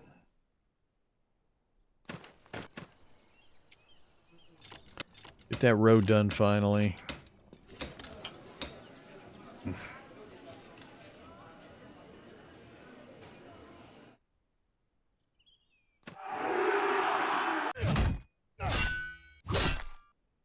Once again, our absolute supremacy gets almost more of us skilled than them.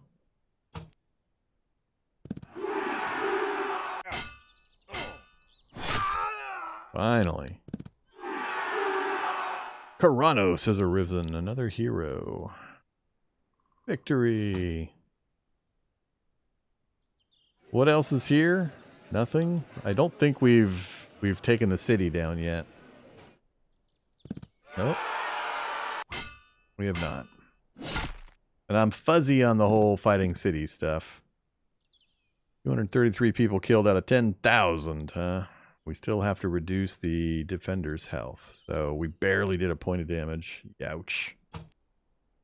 We're never going to take this place with these units.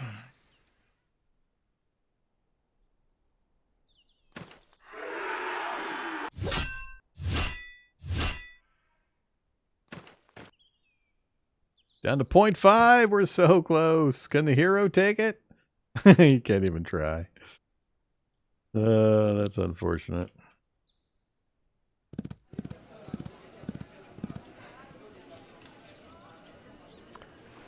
Now he's going to get a unit into the city to reinforce it before I can finish taking it. We were so close. One more unit.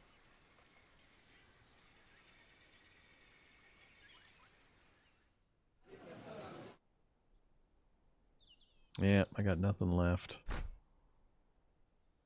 Oh, that sucks.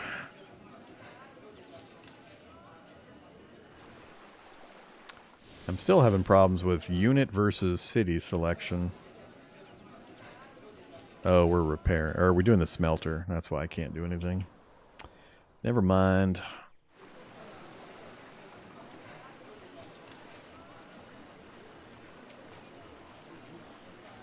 Not enough gold.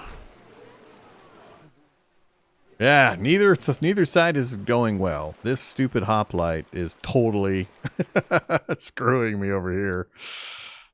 Oh, man. I think I got to keep attacking into him. Even at terrible odds. I got to do what I can. 7 casualties. Oh, man. He didn't lose hardly anything. Well, 2.7. Never mind. He did lose quite a bit of health.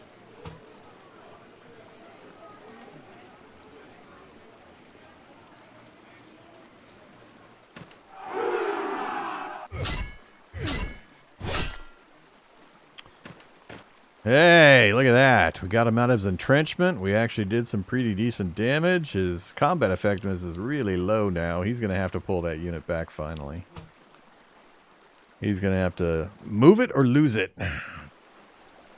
And our unit's still in pretty good shape. So thank God. At least he's going to force this guy back and give us a little bit of time. Man, we messed up our cavalry something fierce. It's already down to 0.7 on the attack value. Okay. Well, I'm happy I went through with those attacks. We got kind of lucky there at the end. Can I do the heal thing now? What do you mean? For who? Nothing's changed here that's going to allow it because the city still needs repaired. And he's out in the field instead of on a city.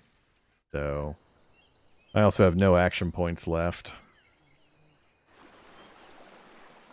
So, none of them can do anything.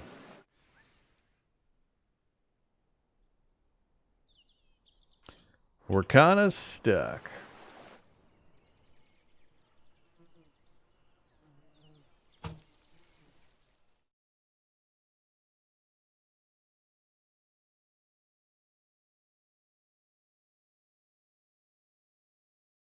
Your rivals are scheming.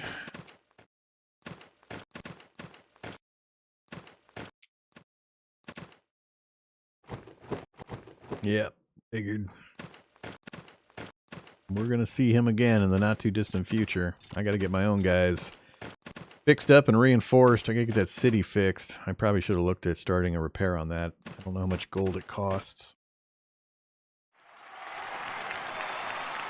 Amphipolis, pleased with the scouts' improvement. Demand of cities might not always be in line with state policies, but keeping the citizenry happy is a sure way to keep the peace. So there's actually a fairly complex city happiness and empire happiness and so on system going on, and knowing the things that affect them are pretty important. I'm not sure if it mentions it in here. Army morale. Do need to get the birth rate support going. General morale. Outside the map items are units built or repaired in a city or building will receive the same level of general morale as the city or building. So low general morale causes military units to lose courage and the will to fight under your banner. So yeah, if the home city they're part of gets unhappy, the units in the field get unhappy and are less effective. There's a lot of stuff under the hood that you can't really see at first until you dig through these things or see different events that occur. So general morale determined by supply management, foreign influence, merging states, lack of resources, damage, leaving a city, building or resource damage, pillaging, change of ownership, lots of stuff. Okay, first thing, let's pick the city and repair city. Oof. Ouch. 11 of my stone and 7 of my metal. It'll take 2 turns. We'll get that done before that guy shows up again, at least. So there is... He didn't move anybody in? Oh.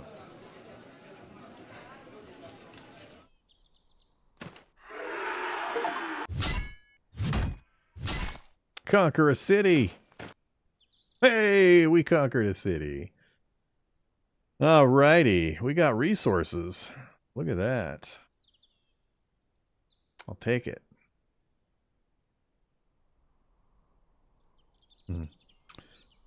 1,000 people killed or expelled, huh? Alright, now we got to see what it takes to keep the city. Oh, that was the capital. Nice. You should review what this new situation means for you. Does this mean I satisfied the one goal, or do I have to actually eliminate them all? So we got a supply drop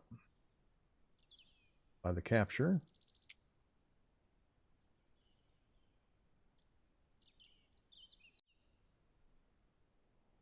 Damage to our city that we're repairing now is damage to output of some of the items. Gotta look at my state decisions too. Oh, my settlers are ready for more work. Alright, cool. So it's burning. This is... yeah.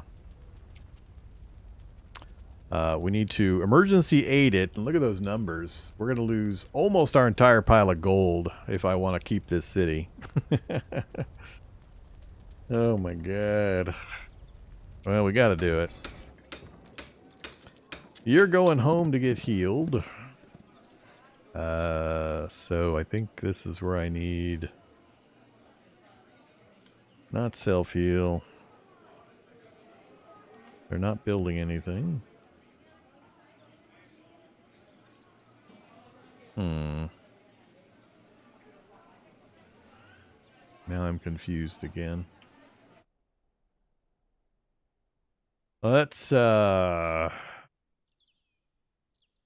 would like to kind of pause our attacks up here. Hold this, and then at least get 1 unit down here helping out. I think with 4 units we might have enough to overcome what's over here. So move you back here as well.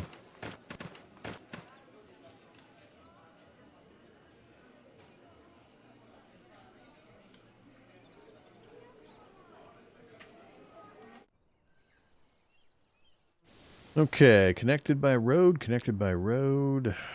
The time to get another city started.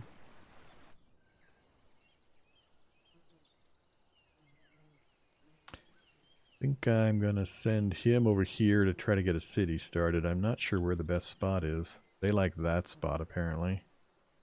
I think that's what they're saying. I can't imagine building a city up here. This, though, 1, 2, 3, puts it in range of both of these. Again, I'm not sure how it handles that kind of thing.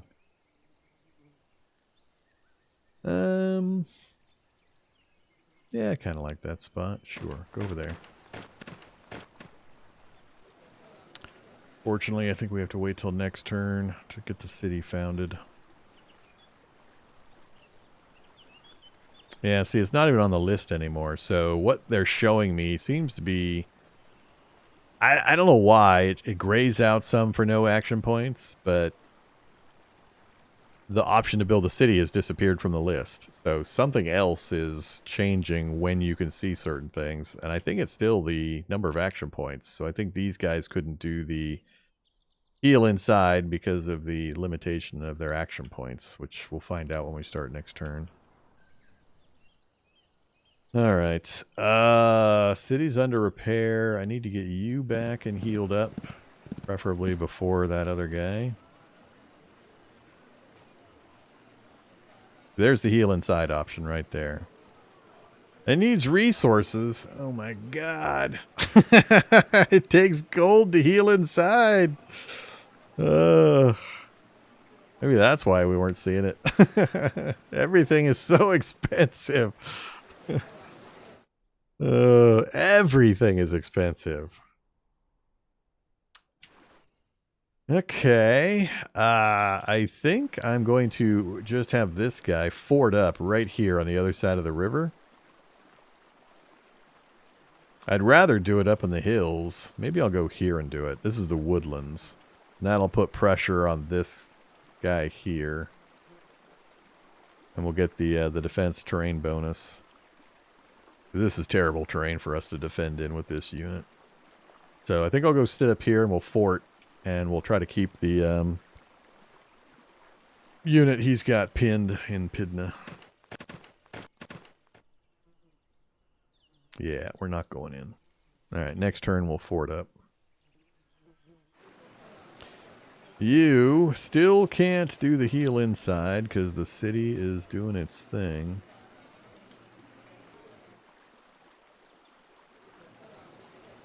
Two more turns.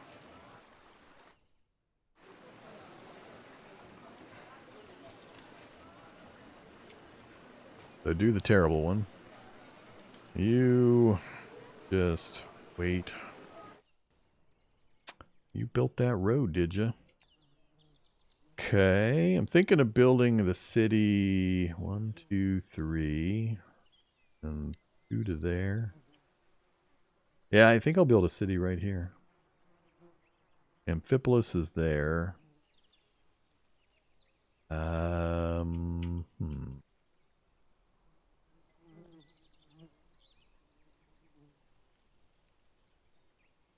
I don't know if it counts diagonals. I think it does. Yeah, let's build it right here instead. Let's route there. As soon as it's done building that, we'll tell them to build a city. You're done. I still don't know what to do with these guys, really.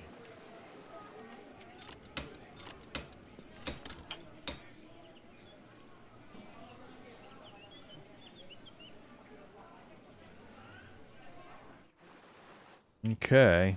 Well, that was a better turn. We got the hoplite to pull back.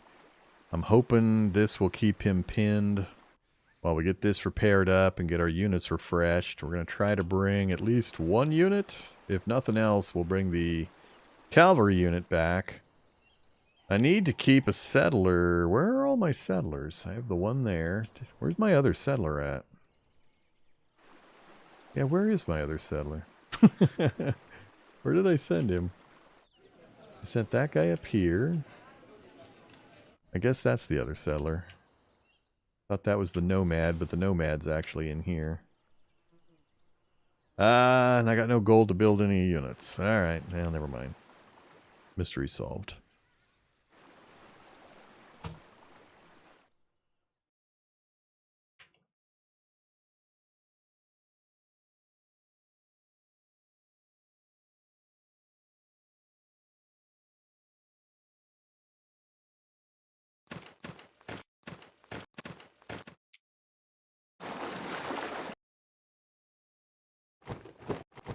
Ah, he moved him up to the other city. Damn. He knows my one unit's not going to be strong enough.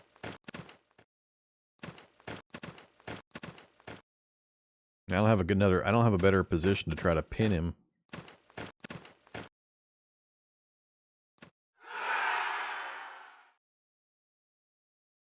New tech. Hey, we got the tech done. Coins.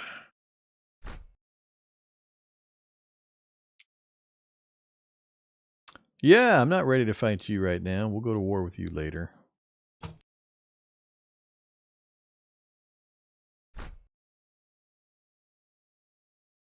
Treaty from Sparta? Heck yeah. Let peace abound. Thessaly Ferre, sure. That's the guy south of me. I want to fight him anyway. Alright, no hugely nasty messaging about people running away from my empire or anything. Let's build a city.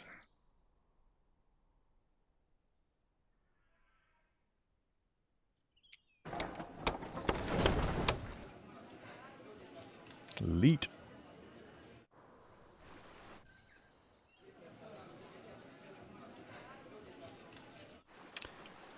Fortunately, I'm going to be zeroed out on settlers here real quick.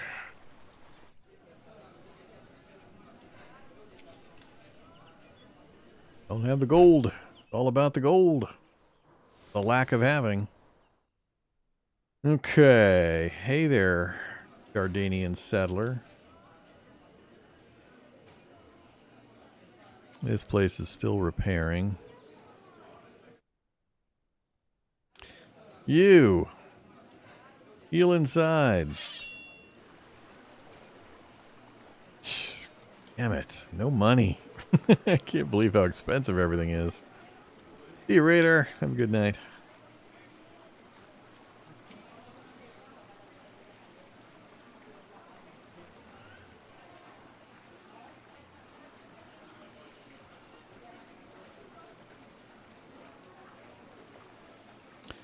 Still repairing.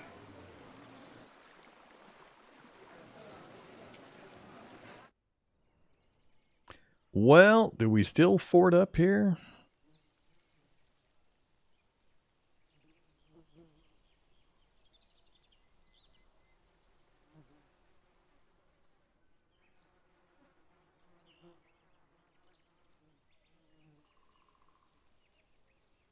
I think I'm still going to fortify till we can bring more units to bear.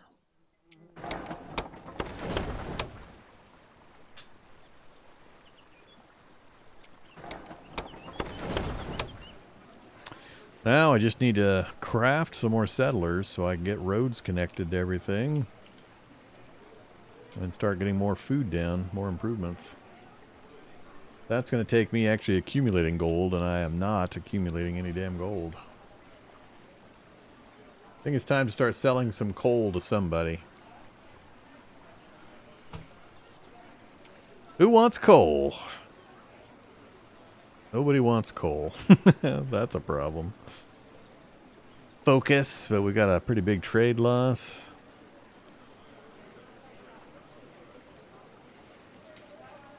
Alright, let's do a test. So, I offer coal.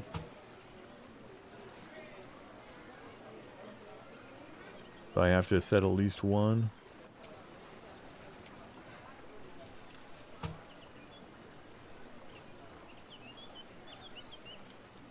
Open offer. Offer certain resources to your opponent without making any particular demands on his side. Can be used when you want to strengthen political relations or when you know the opponent lacks certain resources and you have an excess of it.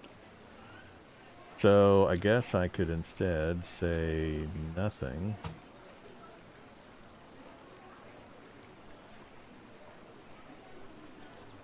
Problem is, gold is what I really need, and he's not doing the trade I want. I want to see coal on this side and gold on this side. I'm not seeing it, but everybody needs gold. Phrygia, but huge loss. I can't control that route. That's way far away. Yeah, all the close ones are offering coal like I am.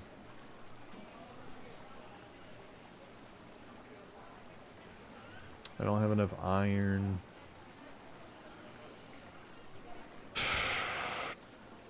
%20 loss. Yeah, I don't think I'm going to trade my way out of this one.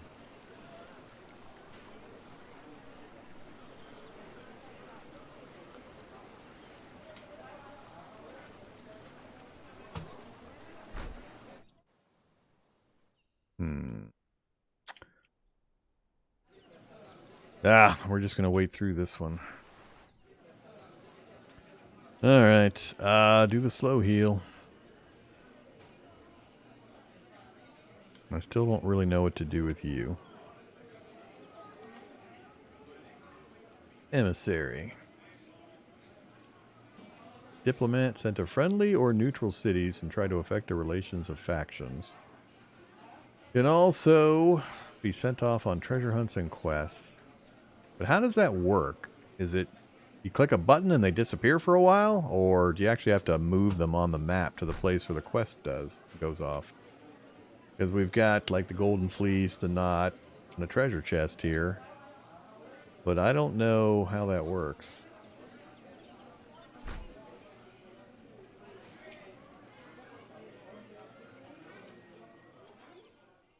Not part of this.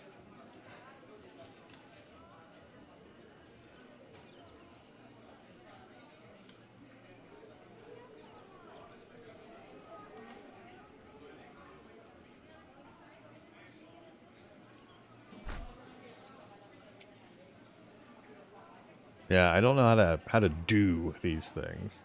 I mean, this one I understand, this diplomatic cementing of an alliance with these. I'm not sure on this one either. It doesn't tell me what this is about on this screen.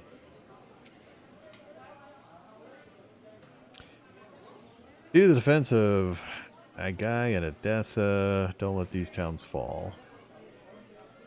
I need more population. I need more resources. Form the Northern League.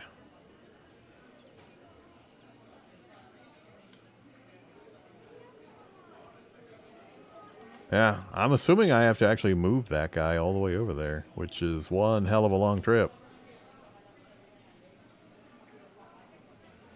And I don't know if he's allowed to just cross other people's territories because he's an emissary or what. I'll have to look into that. Alright, sit still for now. You, unfortunately, have to heal in place, which, while I'm at war with this guy, I really don't want to do. So instead, we will load into the town to defend it.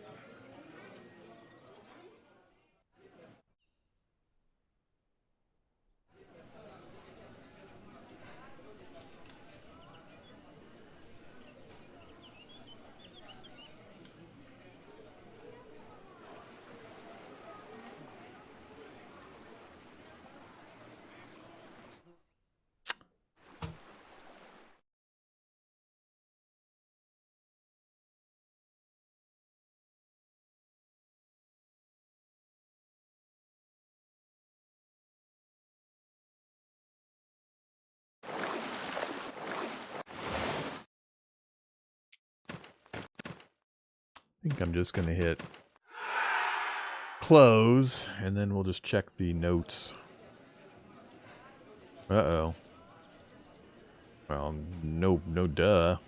We just took that city. That was the only message. Buy network, hire general.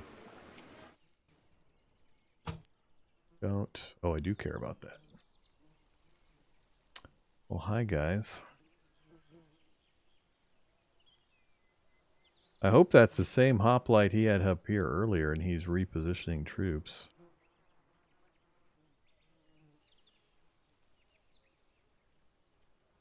Yeah, not a good matchup for us. Minus 30 on our side, plus 20 on their side. And we're somewhat wounded. We'll just sit here on our hill and keep these guys worried, preferably. Building and Philippus has been finished. Building finished. Building finished. All right, thank God. So we got the town repaired. We got the town out of emergency. Now we have to actually repair it. God, 19 stone and 11 metal. How do you get anything done in this game? How? I barely have enough money to heal, do the inside heal for like 2 units. And it shouldn't be you. It should be you. And one of you guys. Probably. You're still doing your thing. That's the one I did the inside heal on earlier. Can I only do it for one guy at a time? Yeah, I've got the money, so it must be just one guy healing at a time. Ouch. Okay, I guess it will be you.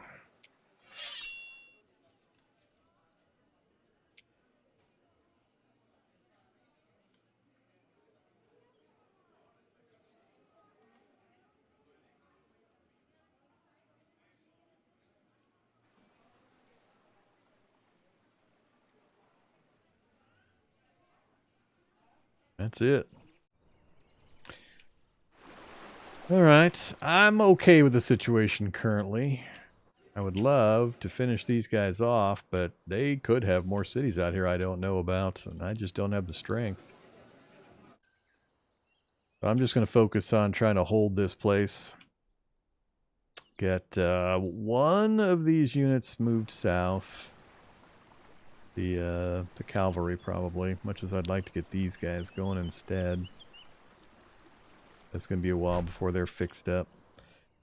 So we'll bring this cavalry back down. That gives us 3 in the area. That cavalry we're at in. We'll have the peltast. Yeah, we're just going to have to try to wear them down. It's just going to take time. Man, so much time. Hey, research. City defense. Patriot and the granary. 5 turns, huh? Shipbuilding's locked because... Why? Oh, city on the coast is required. What? I got cities on the coast. Why is that locked? Huh. Alright, whatever. That's what we really need.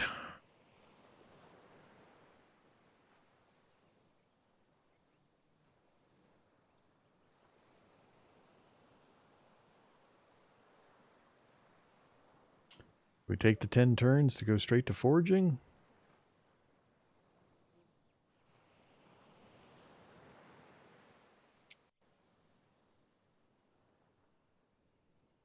Don't have the money anyway. Not enough resources. Yeah, story of my life. Figuring out the resources in this game is gonna be rough. We are a poor, poor kingdom.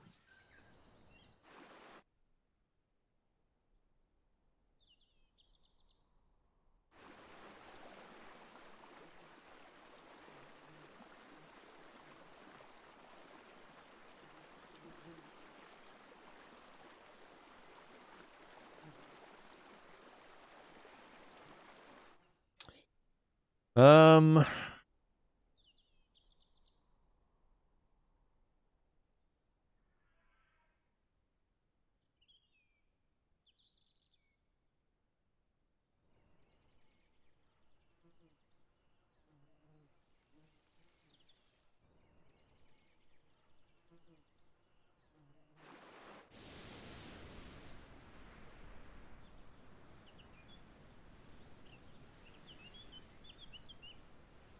I'm going to be in big trouble when that trade runs out.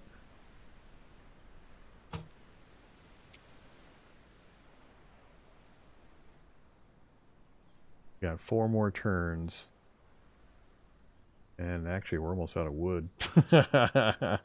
Great. Oh, man.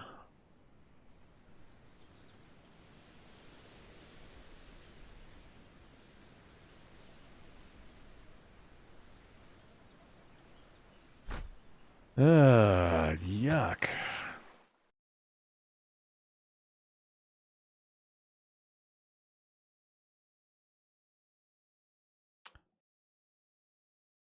I would definitely do things differently on a restart.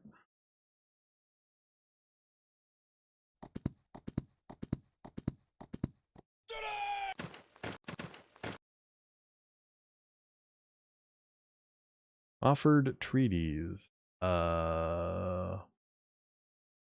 Acarnania peace. Treaty proposal.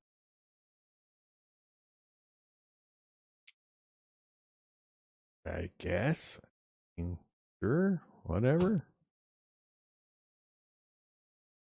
Visibility, item info. I mean, sure, fine. Uh-oh, Olympic Games are coming. Basically, do we want to spin the roulette wheel? We could win and get a bunch of golden influence.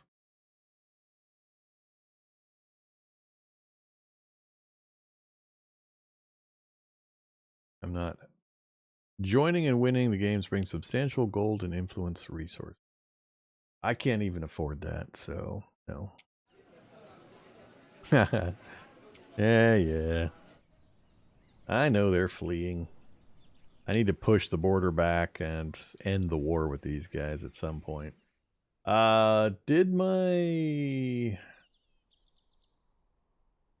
So... No, we still haven't finished the vengeance.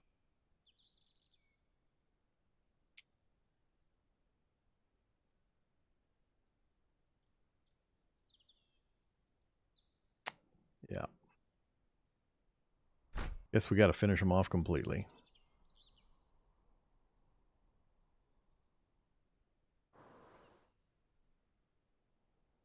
Okay. State decision for Olympics.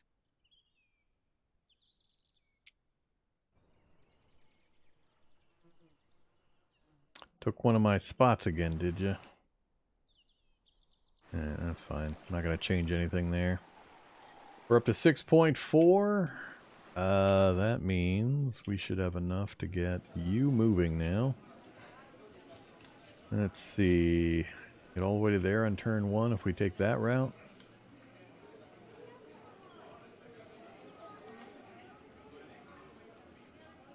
Are you telling me you can get all the way down here in one turn? Because holy crap. He sure can. Look at that guy. Okay. Hell yeah. That's something to know. I had no idea I could get that much movement out of a cavalry on flat ground. Time to build a road along that route. You go to heal inside. For 2 turns, you're sitting here doing nothing.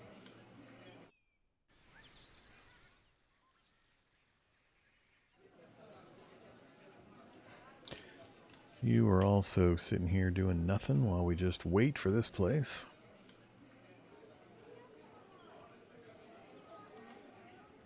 Full strength, 41%. Loyalty, 16%. Losing people, losing food. Enslave the citizens.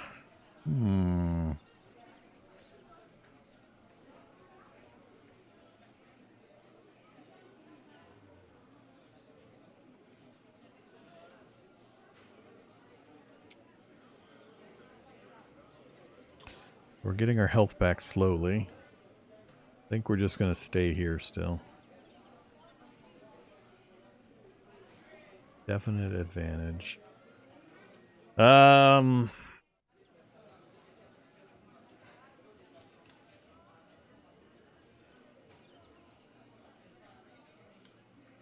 let's do it.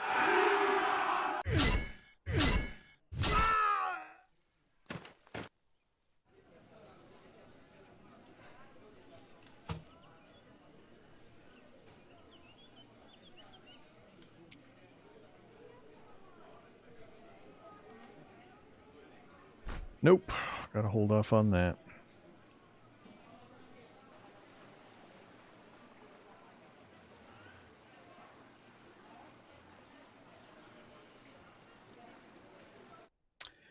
Alright, end of the turn.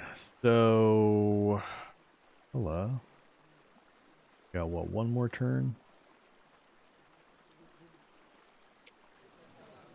Yeah, one more turn, we'll have another cavalry. So we'll have 2 cavalry, plus the peltas, plus the warriors. Somewhat ready. And I'm going to have to decide how we're going to try to go after these. We need to wave attack them. One site with all 4 units. I don't know if he split the defenders or what. I'll probably go after Pydna first, just because we got the defensive bonus here. We'll see. Alright, we're starting to get a bit of a feel for things. I got to be a lot more careful on the restart about securing gold. Careful about the trade resources. I zeroed out my food extensively, and I didn't do enough focusing on one or the other. I split the units too much. I still think this is going to be the primary focus. We'll just do a holding action against the barbarians in the north. Make sure we don't lose our city and our mines here, or at least the city. So we'll try to hold with like 1 unit, bring everybody else south, deal with this as quick as possible, and then push back up north. think that'll go a lot better. Let's see if we can figure out how to deal with this stuff a little better too.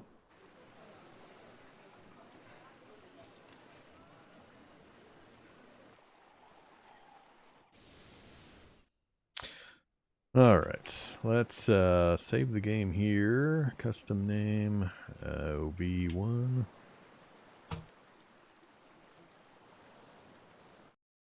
That's going to be all the time I have for the moment for Imperiums. We'll return to it. We're starting to get things figured out a bit. Definitely a lot more information, and I got about 150 pages of manual to go through, just so I can scan it quickly and get a feel for what I don't know. That's really what I need to figure. I need to figure out how many things I'm still not aware of that I need to kind of accommodate in my planning. I don't expect to know it all and use it all effectively for a long time, but at least knowing what I'm not aware of is going to be helpful. That'll be goal number 1, and I'll continue this playthrough until things, turn horrible before we restart. I do plan on restarting. This was kind of my test game to figure out stuff and kind of give everybody an initial impression. But I really like it. It's got a very, very cool balance of different factors in how things work. And it's just, everything is so expensive. I really got to get used to that. It's very, very different than a lot of other games in the 4X genre in just how cities and units and resources are so tightly tied together.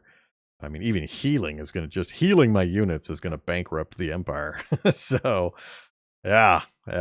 Trying to figure out how many units you can actually support in the field. And I can't even imagine pushing forward on an offensive campaign any distance from a decent number of cities of your own. How do you support that? I can't even imagine how you do an invasion, like a water invasion of an island or something.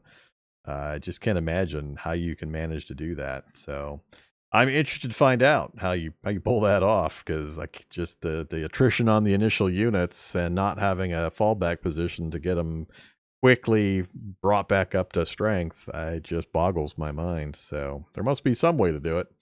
We'll find out.